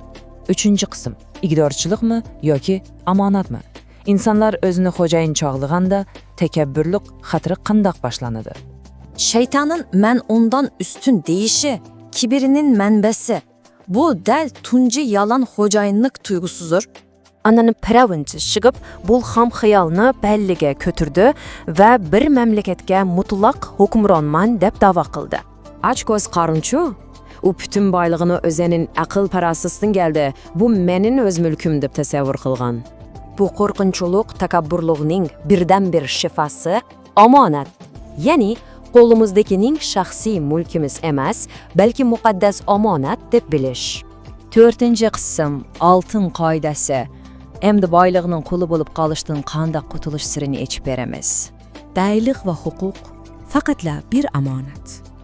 Mushu haqiqatni tushungandala, andan zanjirdan qutulib, haqiqiy erkin bo'lasiz. Haqiqiy erkinlik xuddi ikki tarafi ochiq tonnelga o'xshaydi. Boylik kiradi, andan sidiqa orqali osondan chiqib ketadi. Mavlana Rumiy aytgandek, bayiq suv, qalb kemi. Suv sirtda bo'lsa, kemini ko'taradi, lekin ichiga kirsa, kemi g'arq bo'ladi. Oxirgi qism. Boylik sizni boshqurladimi? Qani, bu xo'jayinlikni tashlab, omonatchi bo'lishni qanday amaliyalashtirishimiz ko'rib baqaylik. Bunun uchun halal tepish, boshqalarga berish, Allohga shukr qilish, boylikni omonat bilish va uningga to'g'ri yetakchilik qilish kerak.